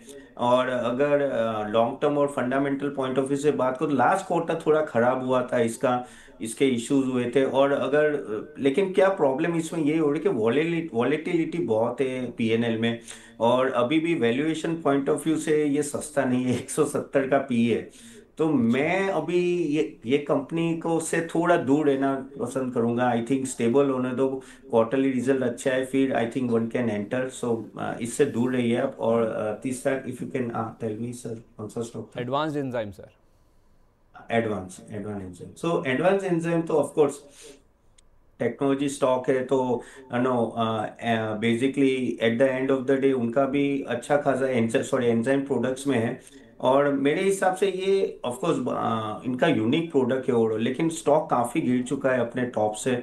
और अगर मैं ये देखूं कि फंडामेंटल्स एंड ऑल दैट तो वो डिसेंट है, कोई प्रॉब्लम नहीं है इसमें। लेकिन रेवेन्यू भी इतना जंप नहीं आ रहा है, 5 से 6% का ग्रोथ था, प्रॉफिटेबिलिटी भी बहुत ही स्लो चल रही है। यानी उस तरह का मुझे दिख नहीं रहा है कि एक बड़ा जंप यहाँ से भी दिखेगा, अनलेस अनलेस एक डबल डिजिट ग्रोथ है। तो ये भी मेरे एंड से अगर आप ये नया इन्वेस्टमेंट करें तो मेरे एंड से अवॉइड ही है। बाकी बेटर स्टॉक्स फार्मा में अवेलेबल है, वहां देख सकते हैं। सिप्ला लुपिन की बात हमने करी है, अगर आपको स्पेस में रहना ही है तो बेटर नाम है, आप दिग्गजों के साथ जाइए। लुपिन और सिप्ला आपको बताएगा। और हेल्थ केयर स्पेस यानी कि हॉस्पिटल से कारोबार वाली जो कंपनी है उसमें अपोलो हॉस्पिटल और मैक्स हेल्थ केयर की बात हमने ऑलरेडी करी है, जहाँ पे आप एंटर करके चल सकते हैं। सर एक स्टॉक है एफकॉन्स इंफ्रा, ज़्यादा टाइम नहीं हुआ लिस्ट हुए। अविनाश जी हमारे एक प्राइम मेंबर है, पूछ रहे हैं सर एक तो इसके बारे में बताइए, इसके फंडामेंटल्स कैसे हैं, और दूसरा केना कंस्ट्रक्शन जो मैंने कहा सर 2 दिन से काफ़ी अच्छा चल रहा था, आज कुछ ठहराव है इसमें। नहीं, एफकॉन का अगर मैं देखूं फंडामेंटली, मैंने जब ये आईपीओ आया था तब भी मैंने देखा था ठीक ठाक रिजल्ट्स आ रहे हैं। और ये क्योंकि अभी अगर स्टॉक ऑफ कोर्स आईपीओ से थोड़ा नीचे भी आ गया है, और अगर मैं वैल्यूएशन पॉइंट ऑफ व्यू से भी देखूं तो इतना महंगा भी नहीं है। इसकी गाइडेंस जो आगे की है वो बेटर है कंपेरेटिवली जो मैनेजमेंट की गाइडेंस है। तो ऑफ कोर्स इस लेवल पे आप होल्ड कीजिए, 1-2 क्वार्टर और देखिए। अगर गाइडेंस के हिसाब से जो डबल डिजिट ग्रोथ बताए तो मेरे हिसाब से ये ठीक है। और जो आपने दूसरा कौन सा बोला था? केना सर दूसरा कंस्ट्रक्शन। केना कंस्ट्रक्शन। हाँ, केना कंस्ट्रक्शन ऑफ कोर्स ये भी स्टॉक काफी नीचे आ चुका है, और नो अपने टॉप से ऑलमोस्ट अगर आप देखो तो 50% नीचे है। रिजल्ट में प्रॉब्लम यही होता है कि इन सब स्टॉक में रिजल्ट की इतनी वॉलेटिलिटी रहती है ना कि ये, लेकिन ये स्टॉक ने ओवर द इयर्स परफॉर्म किया है, और स्टॉक क्योंकि बहुत नीचे है तो ये एक लेवल अच्छा है आपको पकड़े रहने के लिए। मेरे हिसाब से होल्ड कीजिए, थोड़ा आप ऐड भी कर सकते हो। होपफुली एक दो क्वार्टर में रिजल्ट अच्छा आएंगे तो उसमें मूव अच्छा आएगा ऊपर। अच्छा, ठीक है, ओके। सर एक बार बीएलएस इंटरनेशनल देखिए, सौरभ गोयल जी कह रहे हैं कि मेरे पास 323 के रेट पर रखा हुआ है, और दूसरा इनके पास कॉनकॉर है, कंटेनर कॉरपोरेशन, 563 रुपये का प्राइस है इनका। 6 महीने के लिहाज से बोले मैंने खरीदा है, आपका भी बताइए। जी, बीएलएस इंटरनेशनल एक यूनिक बिजनेस है, visa application and all that. और अगर आप देखो तो ये कॉन्स्टेंटली इनका पैटर्न भी देखो तो अच्छा रेवेन्यू देख ले, अच्छा प्रॉफिटेबिलिटी देख ले तो सब तरह से अच्छा है। इन लोगों ने क्वार्टर टू क्वार्टर परफॉर्म भी अच्छा किया है। थोड़ा ये कनाडा का इशू हुआ था, ये जियोपॉलिटिकल क्राइसिस होते हैं तब ये वीजा के इश्यूज हो जाते हैं, लेकिन डिसेंट स्टॉक है मेरे हिसाब से। ये लॉन्ग टर्म के लिए आप बने रह सकते हो। ये सब पॉलिटिकल, क्योंकि कनाडा के वजह से भी बीएलएस को इम्पैक्ट आया था, लेकिन आई think one should hold this stock. इस लेवल पे भी ये ठीक ठाक स्टॉक है रखने के लिए, और एंटर भी कर सकते हो। दूसरा जो कॉनकोर की बात करें तो Concor of course container corporation of India, ये भी स्टॉक ऑफ कोर्स बीच में बहुत बड़ा था, तो काफी नीचे आ गया, 900 से ऑलमोस्ट 550 के आसपास आ गया है। लेकिन देखो इसमें काफी हद तक स्टेक सेल और उन सब की बातें चलती है। अदरवाइज अगर आप प्रॉफिटेबिलिटी और सेल्स और वो सब की बात करें तो उतना कुछ फंडामेंटली ग्रेट स्टॉक नहीं है। तो अनलेस अनलेस कुछ न्यूज हो तो ये स्टॉक चलता है, अदरवाइज ये इतना चलता नहीं है। तो मैं स्टिल इसको निकल के कॉनकोर, अगर मैं डिलीवरी साइड देखूँ तो डिलीवरी करके जो एक स्टॉक है कुरियर वाली, वो मैं प्रिफर करूंगा इसी सेगमेंट में, तो कंपेयर टू कॉनकोर। अच्छा, ठीक है, परफेक्ट है, ओके। तो ये हो गई बात इस स्टॉक को लेकर। रैंडल स्टीफन जी हमारे प्राइम मेंबर हैं, कह रहे हैं कि सर अगर आप अपना व्यू दे सकें हाईटेक पर, आई थिंक हाईटेक गियर्स की बात कर रहे हैं, ये एंट्री लेवल पूछ रहे हैं सर, इसमें कहाँ पे एंटर करें तो ज़्यादा बेटर है। दी हाईटेक गेयर्स, ओके। तो दी हाईटेक गेयर्स की ऑफ कोर्स ऑलमोस्ट ये ओईएम में है, और नो कंपोनेंट्स अपने जो देता है। Of course auto ancillary companies अभी काफी हद तक नो वापिस चर्चा में आ गए बिकॉज ऑफ जीएसटी का, तो उनको भी फायदा होगा। लेकिन प्रॉब्लम इस कंपनी में यह है कि आप देखें तो कॉन्स्टेंटली इनका प्रॉफिटेबिलिटी नीचे जा रही है, इतनी इस तरह से परफॉर्म नहीं करे, and that is the major issue. अगर आप देखो 3 साल का रेवेन्यू ग्रोथ नहीं है, तो मेरे और यहाँ से भी अगर मैं गाइडेंस देखूं तो मुझे लग रहा है कि कंपनी बोल तो रही है लेकिन उस तरह से रिजल्ट्स आ नहीं रही है। तो अगर एंटर करना है तो मैं इसके जगह उनो मिंडा है या कोई वो स्टॉक है वो प्रीफर करूंगा कंपेयर टू हाईटेक। अभी भी मुझे उस तरह से फंडामेंटली इतना ग्रेट स्टॉक नहीं लग रहा है। ठीक है, हाईटेक गियर्स की हम बात कर रहे हैं, आई थिंक जो ऑटो एंसिलरी कंपनी है, हाईटेक गियर्स सिखाइए अगर आप ऑटो एंसिलरी स्पेस की कंपनी है तो। आप कह रहे हैं सर उनो मिंडा, या दूसरा नाम क्या बोला आपने जो अच्छा लग रहा है। उनो मिंडा हो या मदरसन सुमी हो, वो एक दो स्टॉक आप पकड़ के चल सकते ठीक है, तो हाईटेक्स गियर्स की बजाय रैंडल जी आप अगर इन स्टॉक्स को कंसिडर करें ऑटो एंसिलरी स्पेस में ही अगर आपको रहना है, तो उनो मिंडा हुआ, मदरसन सुमी हुआ, इन स्टॉक्स को आप ध्यान में रखिए। यहाँ पे हो सकता है कि आपको as compare to Hitech Gears ज़्यादा अच्छा रिटर्न मिलता हुआ नज़र आए। धानी को देखिए सर एक बार, स्वप्निल जी हमारे प्राइम मेंबर पूछ रहे हैं कि मेरे पास 65 रुपये के प्राइस पर रखा हुआ है धानी, DHANI। और बेलराइस जो कि हाल में लिस्टेड कंपनी है, इनका बाइंग प्राइस है सर 151 रुपये का। तो दानी सर्विसेज ऑफ कोर्स वो हेल्थ केयर और नो उसमें है, ऐप है इनका, दानी ऐप है। अगर मैं इनका फंडामेंटल देखो तो वो प्रॉब्लम इसमें यही है कि देखो ऐप होती है ना तो उसके वॉलेटिलिटी बहुत रहती है, और सेल्स ग्रोथ अगर आप देखो 32% माइनस में है, तो इतना कुछ खास दिख नहीं है। ऑफकोर्स कंपनी ने डेट्स कम किए तो वो एक थोड़ा पॉजिटिव है, लेकिन फंडामेंटली स्टॉक काफी वीक है। प्रॉफिटेबिलिटी बढ़ रही है लेकिन वो क्या है कि बहुत ही वॉलेटाइल प्रॉफिट है, तो मैं नहीं मानता कि आई थिंक इसमें आपको एंटर करना चाहिए। आई थिंक इसको अवॉइड कीजिए। और दूसरा था बेल राइस। बेल राइस बेलराइस। कंपनी अच्छी है। अगर आप देखो तो ऑटोमेटिव शीट, ये भी ऑटोमोबाइल्स कंपनी में है, ऑटो एक्सेलरी कंपनी में है, और इसका परफॉर्मेंस काफी अच्छा रहा है। अगर आप रेवेन्यू ग्रोथ देखो, sales growth, even the guidance was quite good. तो ये कंपनी, यस, ये कंपनी आप होल्ड करके रखिए लॉन्ग टर्म के लिए, मुझे ये अच्छा दिख रहा है यहाँ। इवन ठीक थोड़ा है, नीचे आता है तो आप और ऐड कर सकते हैं। ओके। एक बार जरा नेटवेब टेक्नोलॉजीज दिखाइए सर, ये स्टॉक ऐसे स्टॉक्स की श्रेणी में है, इसमें ना चाहें तो GMDC को भी ऐड कर सकते हैं। बहुत अच्छा मूव इन स्टॉक्स में देखने को मिला, उसके बाद थोड़ा सा ठहराव, और ठहराव के बाद फिर से एक रिन्यूड बाइंग इंटरेस्ट इनमें दिख रहा है। एक महीने का चार्ट दिखाएंगे तो आपको थोड़ा समझ आएगा कि नेटवर्क टेक्नोलॉजी से मैं जो मैं हाईलाइट करने की कोशिश कर रहा हूँ। देखिए सर, अच्छा अप मूव आया, उसके बाद थोड़ा सा गिरावट आई, थोड़ी रुकावट आई, उसके बाद फिर से ही अप मूव की तैयारी कर रहा है। नेटवर्क में सर वैल्यूएशन वाइज या फिर ओवरऑल बिजनेस वाइज जिस तरह के रनअप आ चुके हैं, अभी भी कंफर्ट है क्या सर? 2000 से चलना शुरू हुआ था ऑलमोस्ट स्टॉक ये। तो ये स्टॉक ऑलमोस्ट कह सकते हैं 1600 से 31 ऑलमोस्ट डबल हो चुका है। और ऑफ कोर्स क्योंकि बिजनेस में काफी एक्साइटमेंट है तो आपने इसलिए ये देखा भी है और रिजल्ट भी अच्छे हैं, कोई डाउट नहीं, ये मैंने भी कंपनी देखी है। प्रॉब्लम ये है कि अभी ये 140 के पी पे घूम रहा है। अब जब बाकी सब अगर आप देखो तो आईटी कंपनी स्ट्रगल करी, ये कंपनी कुछ अलग ही मोड में चल रही है।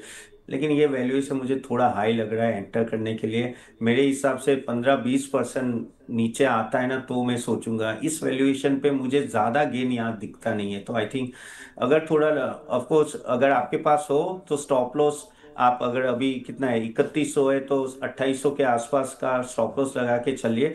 लेकिन नई एंट्री के लिए तो मैं वेट करना चाहूंगा नीचे आने का। और जीएमडीसी सर, उसमें भी कुछ ऐसा ही सिमिलर चार्ट है?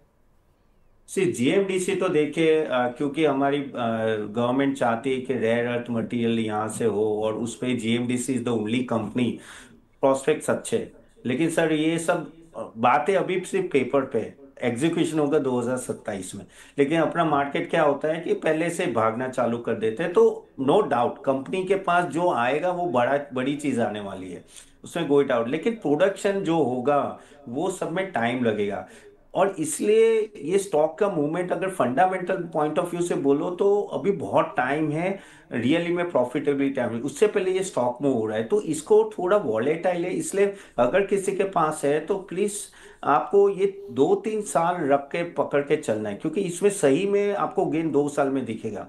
अब नई एंट्री की बात करूं तो मुझे यहाँ लगता है 10-15% नीचे है, फिर एंट्री कीजिए और 2 साल के रखना पड़ेगा, तब जाके आपको एक अच्छा गेन दिखेगा। अच्छा, ठीक है, ओके। और अभी सर मैं एक्मे सोलर थोड़ी देर पहले हाईलाइट कर भी रहा था, सुशील शर्मा जी कह रहे हैं कि एक्मे सोलर में इस लेवल पर एंट्री लेवल कर सकते हैं क्या? एंट्री ले सकते हैं? टारगेट क्या रहेंगे अगर शॉर्ट टर्म का व्यू है किसी का? जी एक्मे सोलर ऑफ कोर्स ये स्टॉक बहुत ही भाग चुका है, और नो अच्छा खासा भागा है। लेकिन अगर आप रेवेन्यू ग्रोथ देखो या सेल्स ग्रोथ तो वो अभी धीरे धीरे बढ़ रहा है, इतना कुछ खास जंप नहीं आया है। तो अभी मेरे हिसाब से जो स्टॉक का रनअप है वो काफी हद तक सब कुछ फैक्टर इन कर रहा है। तो मेरे हिसाब से इसमें इस लेवल पे स्टॉक यहाँ से ज्यादा 310 या 320 जा सकता है मैक्सिमम। लेकिन यहाँ से डाउनसाइड मूवमेंट ज्यादा दिख रही है। तो एक्यूमुलेट करना है तो मेरे हिसाब से 275 के आसपास आप वापस एक्यूमुलेट कर सकते हो। 270 275 थोड़ा वेट कर लीजिए। स्टॉक अच्छा है, उसमें कोई प्रॉब्लम नहीं है, लेकिन आई थिंक रिन्यूएबल सेक्टर में सब कुछ है, लेकिन मेरे हिसाब से काफी रनअप होगी। ठीक है, तरुण सागर जी कह रहे हैं सर, एसीसी और प्रिज्म जॉनसन में लॉन्ग टर्म के लिए अभी एंट्री ले सकते हैं क्या? देखिए एसीसी तो ऑफ कोर्स सीमेंट कंपनी में अगर बात करें तो क्योंकि ये जीएसटी कट आया है तो उनको बेनिफिट होगा। ओके, और खास करके प्रीमियम सीमेंट कंपनी से, क्योंकि क्या होता है कि जब कंस्ट्रक्शन में अगर किसी को करना है, जो डेवलपर होता है तो उनको प्रीमियम सीमेंट अगर सस्ती मिलती है तो वो वहाँ जाते हैं, तो एसीसी और अंबुजा दोनों को फायदा होगा। इनके फाइनेंशियल्स और all that is quite good, you know that, लेकिन वॉलेटिल रहती है। लेकिन अगर मुझे पूछो कि एसी से अंबुजा में कौन, तो I prefer for Ambuja better. तो मेरे हिसाब से अगर आपको जाना है तो आप अंबुजा सीमेंट में जाएं, वहां मुझे प्रोस्पेक्ट्स अच्छे लग रहे हैं। और दूसरा स्टॉक कौन सा था? Prism Johnson sir. Prism Johnson. तो प्रिज्म जॉनसन की मैं अगर बात करूं तो ऑफ कोर्स इसमें भी वही है कि अगर देखें तो स्टॉक थोड़ा नीचे आया है अपने टॉप से। लेकिन यहाँ ऑलमोस्ट अगर मैं फाइनेंशियल्स की बात करूं तो मुझे अभी भी ये स्टॉक थोड़ा कह सकते हैं कि लॉस लॉस मेकिंग है, तो थोड़ा यहाँ मेरा प्रॉब्लम है थोड़ा। आई थिंक प्रिज्म जॉनसन में जाना है तो उनके उनके जो कॉम्पिटिटर है जो अल्ट्राटेक है या अंबुजा है वहां चले जाओ। अभी भी उस तरह से प्रॉफिटेबिलिटी आई नहीं है इस कंपनी में, तो मेरे हिसाब से आई थिंक अगर सीमेंट में जाना है तो प्रिज्म जॉनसन छोड़ के अल्ट्राटेक या अंबुजा, दो में से कोई भी सिलेक्ट कर सकते हैं। ठीक है, तो एसीसी के मुकाबले या फिर प्रिज्म जॉनसन के मुकाबले अंबुजा और अल्ट्राटेक सीमेंट ये आपको ज़्यादा पसंद है। एक बार सर टाटा टेक के बारे में भी बताइए। नितेश सारंगी जी कह रहे हैं कि मेरे पास टाटा टेक रखा हुआ है 720 रुपये का, और इनके पास SDBL भी है, सोम डिस्टिलरीज 160 रुपये का। दोनों के बारे में बताएं सर। टाटा टेक्नोलॉजी का आईपीओ का भाव आया भी नहीं है तो वही है प्रॉब्लम कि टाटा के नाम से काफी अच्छे वैल्यूएशन में आईपीओ आ गया, फिर उस तरह से परफॉर्म ही नहीं किया। रीजन एक ही है कि इनके जो दो तीन कंपनी पे मेन डिपेंड, चार पांच कंपनी इनके मेन डिपेंड कस्टमर होते हैं, और खास करके इसमें टाटा मोटर्स है। तो इसमें इसके वजह से ऐसी कंपनी में मैं हमेशा अवॉइड करने को बोलता हूँ। अगर अभी भी देखो 42 का पीई है तो सस्ता नहीं है। ओके, मैं अगर आप बोलो तो आईटी में आई थिंक ये छोड़ के अगर आपको जाना है तो कोफोर्ज या परसिस्टेंट, कोफोर्ज में जा सकते हो, वहां मुझे रेवेन्यू ग्रोथ और प्रॉफिटेबिलिटी ग्रोथ ज्यादा दिख रहा है कंपेयर टू टाटा टेक्नोलॉजी। और दूसरा कौन सा था sir? SDBL। HDBL। Okay, HDBL of course इसमें अगर आप देखो तो लीडिंग अल्कोहलिक बेवरेजेस मैन्युफैक्चर है। और ऑफ कोर्स ये स्टॉक अभी बड़ा भी था, वापस ये नीचे आ गया, लेकिन इसके प्रोस्पेक्ट्स नो कंपैरेटिवली मुझे अच्छे लग रहे हैं। और यहाँ जिस तरह से ये जीएसटी कट आया और कंज्यूमर डिस्क्रिशनरी स्पेंडिंग बढ़ेगी तो कंजम्पशन बढ़ेगा, तो ये स्टॉक मुझे अच्छा लगेगा। ये स्टॉक ऑफ कोर्स इस लेवल पे आप ले सकते हो और थोड़ा लंबे समय के लिए आप होल्ड कीजिए। आई थिंक 20% के आसपास इसमें गेन आ सकता है। ठीक है, तो SDBL जो कि लिकर स्पेस की कंपनी, यहाँ पे आप लॉन्ग टर्म होल्ड करें तो आपको अच्छा पैसा बन सकता है 20% के आसपास का। इसके अलावा सर मैं प्राइमरी मार्केट में भी जो एक्शन चल रहा है उसके बारे में आपसे व्यू लेना चाहूँगा, लेकिन ज़रा उससे पहले एक बार MCX को लेकर आपका व्यू दीजिए सर। इसी हफ्ते खबर आई है कि FPIs बैंक्स को भी हो सकता है कि कमोडिटी मार्केट में एंट्री करने का मौका दे दिया जाए, तो कमोडिटी मार्केट का जो दायरा है उसे बढ़ाने की बातचीत की जा रही है, ऐसा सेबी विचार कर रहा है। संजीत कुमार जी का सवाल है सर MCX को लेकर। ये कह रहे हैं कि MCX या BSC इनमें से क्या बाय करना चाहिए, मतलब ये MCX वर्सेस BSC हो गया सर। सी एमसीएक्स और सिर्फ बीएससी दोनों प्लेटफॉर्म बिजनेस है, लेकिन एमसीएक्स का सबसे बड़ा फायदा क्या है कि वो एक ही कंपनी, एक ही प्लेटफॉर्म बिजनेस है कमोडिटी में। कमोडिटी का पेनिट्रेशन इंडिया में हुआ नहीं है कंपेयर टू इक्विटी। ये जहाँ बहुत बड़ा मार्केट है वर्ल्ड ओवर, अगर आप देखो तो commodity market is bigger than equity market. आप ऑयल, गोल्ड और वो सब ले लो तो मेरे हिसाब से एमसीएक्स का एक सबसे बड़ा एडवांटेज है कि इसका कोई कॉम्पिटिटर नहीं। NCDEX है लेकिन वो बहुत छोटा है। बैंक्स की बात करें या आगे कोई कॉम्पिटिटर, तो वो उस लेवल पे नहीं पहुंच सकता जिस लेवल पे एमसीएक्स पहुंच चुका है, वो भी कितनी मेहनत से पहुंचा है। तो मैं अगर बीएससी और एमसीएक्स बोलोगे तो I always go for MCX. BSc का एनएससी कॉम्पिटिटर है, प्लस बीएससी में अभी ये देखे जिस तरह से ऑप्शंस और वो सब का इशू आ रहा है, ऊपर से अभी ये वीकली का भी जो कह रहे कि नहीं होगा एक्सपायरी, तो थोड़े इशू मुझे बीएससी में ज्यादा रहे। तो अगर दोनों में से एक बोलोगे तो मैं एम6 के लिए जाऊँ। ठीक है, ज़्यादा पसंद आपको BSC के मुकाबले MCX का शेयर लग रहा है। ठीक है, इसके अलावा एक और सवाल ले लेते हैं, फिर मैं बढ़ता हूँ IPOs की तरफ। नितेश सारंगी जी का सवाल तो हमने ले लिया। एक और सवाल अगर हम ले लें किसी का, क्योंकि बाकी सवाल बहुत ज़्यादा है सर। अपने एक एक सवाल जो है ना, जितने भी हमारे दर्शक हैं बहुत बार पोस्ट करते हैं कि शायद वो ले लिया जाए, लेकिन हमारी कुछ कमिटमेंट ऐसी है हमारे प्राइम मेंबर्स के साथ कि हमें उनके सवाल लेना हमारे लिए प्रतिबद्धता है। आप भी अगर हमारे प्राइम मेंबर बनना चाहते हैं तो आप जब हमारे होम पेज पर आएंगे तो आपको ज्वाइन का बटन दिखेगा, उसमें 3 विकल्प आपके पास आएंगे और 3 विकल्पों में से एक विकल्प चुन के पेमेंट करके आप हमारे प्राइम मेंबर बन जाइए। अब हम लाइव शो जो कर रहे हैं उसमें तो आपके साथ जो भी सवाल हमारे सामने आ रहे हैं उनको हम एड्रेस कर ही रहे हैं। आज 2 बजे भी एक स्पेशल शो है जिसमें हम आपके जो प्राइम मेंबर्स के सवाल हैं वो लेने वाले हैं, तो 2 बजे के भी आप चाहें तो आप हमारे साथ जुड़ के अपने सवाल शेयरों से जुड़े हुए कोई सवाल अगर आज अभी रह भी जाते हैं तो आप चाहें तो जुड़कर पूछ सकते हैं। और एक स्पेशल शो कल भी आप आपके लिए 12 बजे लेके आएंगे, 12 से 1 बजे के बीच में, जिसमें हमारे साथ SR वेल्थ रिसर्च के लोकेश सेठिया जी होंगे, वो आपके सवालों के जवाब देंगे। तो वहाँ पर भी आप चाहें तो 1 घंटा स्पेशली जो हमारे प्राइम मेंबर्स हैं उनके ही सवाल हम कंसिडर करेंगे, तो आप जुड़कर अपने सवाल हमसे पूछ सकते हैं। सर एक पुष्कल जी का सवाल है, कह रहे हैं कि क्या मैं CGCL और PTC इंडिया इनमें से कोई बाय कर सकता हूँ शॉर्ट टर्म के लिए, प्लीज़ मुझे भी दीजिएगा। CGCL और PTC इंडिया। सी कैप्री ग्लोबल कैपिटल की वो बात करें, Capri global capital of course ये ये स्टॉक अगर आप देखो तो एक एनबीएफसी है और अफोर्डेबल हाउसिंग और उसमें है। अगर इसके फाइनेंशियल्स और उसका भी देखो तो डिसेंट है, नो अच्छा ग्रोथ भी दिया है। एंड ओवरऑल अगर आप देखो तो स्टॉक प्राइस का ग्रोथ इतना नहीं है। आई थिंक अभी भी अगर मैं स्टॉक का पी देखूं और वैल्यूएशन देखूं तो डिसेंट है। तो मेरे हिसाब से यस, कैप्री ग्लोबल एक ऐसा स्टॉक है जो आई थिंक आप होल्ड कर सकते हो मेरे हिसाब से। ना क्योंकि इंटरेस्ट रेट कट होगा तो यहाँ से इनको बेनिफिट, तो यस कैप्री ग्लोबल आप होल्ड कीजिए। यहाँ से एक अच्छा खासा मूवमेंट 15-20% का आ सकता है यहाँ से। और दूसरा कौन सा स्टॉक था? PTC India PTC India, Power Trading Corporation. Corporation. Okay, तो हाँ, तो अगर इनकी बात करें तो of course we know PTC और पीएसयू कंपनीज है। और फंडामेंटली कंपनी में वही प्रॉब्लम है कि वॉलेटिलिटी बहुत है।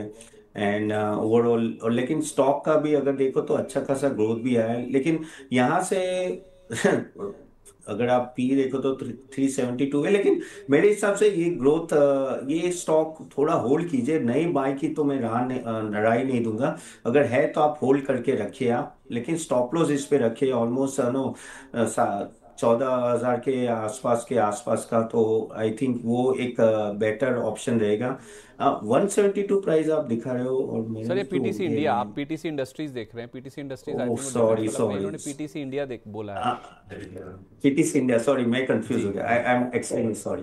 ओके, तो ऑफ कोर्स ये एनटीपीसी और पावर ग्रिड और उनकी वो कंपनी की बात करें, करेक्ट ना, हाँ जी। Power trading corporation, okay okay sorry. तो चलिए पीटीसी की बात करिए तो ऑफ कोर्स ये ओवरऑल अगर मैं देखूँ तो डिसेंट ग्रोथ है, प्रॉफिटेबिलिटी में सेल्स ग्रोथ नहीं है। और अगर मैं वैल्यूएशन पॉइंट ऑफ व्यू से बोलूँ तो सस्ता है, काफी सस्ता स्टॉक है, क्योंकि देखो नॉर्मली भी पावर कंपनी जो होती है नो पब्लिक रिलेटेड, वो नॉर्मली सस्ते ट्रेड करती है। तो ये डिविडेंड प्ले तर की तरह है, लेकिन इसमें ज्यादा बड़ा एक्सपेक्टेशन मत है। अगर आपको जाना है तो मैं मेरा एक्सपेक्टेशन होगा आई थिंक टाटा पावर या अदानी पावर, ये दो स्टॉक में आप पावर सेक्टर में जाएं कंपेयर टू पीटीसी। ओके ठीक है, परफेक्ट है। तो इसके बजाय आप पावर सेक्टर में टाटा पावर, अदानी पावर को चूज़ करें, वो शायद ज़्यादा बेटर हो सकता है। सर 3-4 आईपीओ है जो कि खुले हुए हैं, उन पे आपकी राय लेना चाह रहा हूँ। एक है वीएमएस टीएमटी, जिसका आज आखिरी दिन है। दूसरे दिन देखें तो अच्छा रिस्पांस इसको मिला, पौने 22 गुना के आसपास ये भर चुका। छोटा टिकट साइज़ है, आईपीओ भी छोटा है, और इसमें ओएफएस का कोई पार्ट नहीं है, पूरी रकम कंपनी के पास ही आ रही है, तो ओएफएस वाला भी रेड फ्लैग नहीं है। ग्रे मार्केट इंडिकेट कर रहा है कि 16 रुपये के आसपास का प्रीमियम है, यानी कि 99 वाला 115 पर लिस्ट हो सकता है। आपकी क्या राय है सर, पैसा लगाना चाहिए इसमें? या वीएमएस टीएमटी पे यस, इवन हमारी रिसर्च टीम की भी राय है कि इसमें आप अप्लाई कर सकते हो। और यहाँ से लिस्टिंग गेन्स के लिए ये ठीक है, बाद में बाद में you have to see the fundamentals, but yes listing gains के लिए of course one can apply, yes ठीक फॉर है, श्योर। लिस्टिंग गेन के लिए आप इसमें पैसा लगा सकते हैं। I value info solution sir, आज इसका दूसरा दिन है। पहले दिन ये 28% सब्सक्राइब हुआ है, 284 से 299 का प्राइस है। ये पूरी तरह से ओएफएस है, 560 करोड़ रुपए का इशू है। तो ये आप सर इसको रेड फ्लैग तो नहीं समझते हैं ना, अगर पूरा ओएफएस होता है तो? नहीं, ये स्टॉक के लिए भी हमने रेड फ्लैग ही दिया है, अवॉइड ही दिया है हमने भी हमारे क्लाइंट्स को, क्योंकि यहाँ हमें भी दिक्कत है। तो ये जो एक ओएफएस का बोला और भी काफी सही, तो yes this is an avoid from our side. Even जो ठीक है। तीसरा यूरो प्रतीक सेल्स लिमिटेड जो है, वो भी हमने अवॉइड ही दिया है हमारे clients हाँ वो तो सर बंद हो गया, लेकिन आज से दो को। आईपीओ खुल रहे हैं सर, दोनों ही एनर्जी स्पेस से हैं। तो इनको लेकर आपका हम्म। व्यू दीजिए जरा। एक पहले मैं जीके एनर्जी की अगर बात करूं तो इसका प्राइस बैंड 145 से 153 रुपये है, 464 करोड़ रुपए का इशू है। फ्रेश इशू में कंपनी को मिलेंगे 400 करोड़, और 64 करोड़ रुपए के आसपास का ओएफएस भी है। इसमें क्या करना है सर जीके एनर्जी में, अगर आपने इसके बारे में देखा हो, पढ़ा हो? सॉरी, ये दोनों मैंने ट्रैक नहीं किए तो मैं बोल नहीं पाऊंगा, क्योंकि अच्छा अभी तक ठीक है, मैंने ओके। उसको ट्रैक नहीं किया, दोनों नए आईपीओ को मुझे ट्रैक करना बाकी है। अच्छा अच्छा ठीक है सर, आखिरी सवाल फिर आपसे, जाने से पहले कोई ऐसे 2-4 नाम जो आपके जहन में हैं, जो आप अपने क्लाइंट्स को भी बता रहे हैं, शॉर्ट टर्म, मीडियम टर्म या लॉन्ग टर्म के नज़रिए से, जहाँ पे अच्छा मौका है, पैसा बन सकता है? जी, अगर मैं बात करूँ तो आप एक रेलवे कंपनी से फोकस कर सकते हैं। रेलवेज अगर आप देखो एक वापस धीरे धीरे थीम ऊपर आ रही है, तो उसमें आई थिंक ये जो वैगन रिलेटेड कंपनी है, जुपिटर वैगन या टिटागरा वैगन ना, वो काफ़ी अच्छे लेवल पे मिल रहे हैं अभी। 40-50% अभी भी अपने टॉप से नीचे है। और जो व्हील सेट का इशू है, जैसे टैक्स में को था वैसे ही इनका भी व्हील सेट का इशू था, वो अभी रिजॉल्व है, तो वो आप देख सकते हो। बैंक्स काफ़ी नीचे आ रहे हैं धीरे धीरे, तो उसमें भी आपकी नज़र होनी चाहिए। जैसे करूर वैश्य बैंक है या फेडरल बैंक है, तो वहाँ एक नज़र रखिए। ऑटो एंसिलरीज आप देखिए, ऑटोमोबाइल्स बहुत भाग चुके, तो ऑटो एंसिलरीज में भी जैसे मैंने उनो मिंडो का नाम दिया है, वो आप देखिए आप। और कुछ होटल्स में भी लेमन ट्री है, वहाँ भी आप नज़र रखते हो कि वहाँ भी मुझे लग रहा है कि कंजम्पशन पैटर्न की वजह से वहाँ एक अच्छी खासी मूवमेंट है। अच्छा, तो इनमें सर कितना व्यू लेके चलना है कम से कम, और क्या अप साइड आ सकती है? इनका सबका एक साल का मूवमेंट है। मुझे दोनों टैक्स में को जुपिटर में तो ऑलमोस्ट 25% की मूवमेंट दिख रही है, और बाकी जो स्टॉक डिस उनमें अराउंड 20% की मूवमेंट दिख रही ओके, ठीक है, तो एक साल का व्यू लेके चले, 20 से 25% तक का अपसाइड इन स्टॉक्स में देखने को मिल सकता है। बहुत शुक्रिया आपका तपन सर, आज सुबह सुबह कार्यक्रम में शामिल होने के लिए। बहुत सारी चीज़ों पर चर्चा हुई है, दर्शकों के सवाल भी आए हैं, तो जितने भी स्टॉक्स डिस्कस हुए हैं उनमें कोई डिस्क्लेमर सर? है। देखिए, इसमें मेरा किसी के में भी पर्सनल इन्वेस्टमेंट नहीं है, पर हाँ हमारे क्लाइंट्स का हो सकता है। चलिए, बहुत धन्यवाद सर अपना कीमती समय देने के लिए। तो इसी के साथ हम ओपनिंग बस को यहीं पर वाइंड अप करते हैं। 3:30 बजे आपसे मुलाकात होगी कि आज बाजार में कहाँ पर क्लोजिंग होती है। फिलहाल देखेंगे तो आपको नज़र आएगा कि ये जो 2 दिन का वीकेंड है, उससे पहले थोड़ी सी नर्वसनेस, थोड़ी सी मुनाफा वसूली एक अच्छे खासे रनअप के बाद मार्केट में आज देखने को मिल रही है। तो कहाँ सेटल होते हैं बाजार और कौन से स्टॉक्स ज़्यादा लाइमलाइट में रहते हैं, इन पर चर्चा करेंगे 3:30 बजे क्लोजिंग बस में। तब तक के लिए नमस्कार।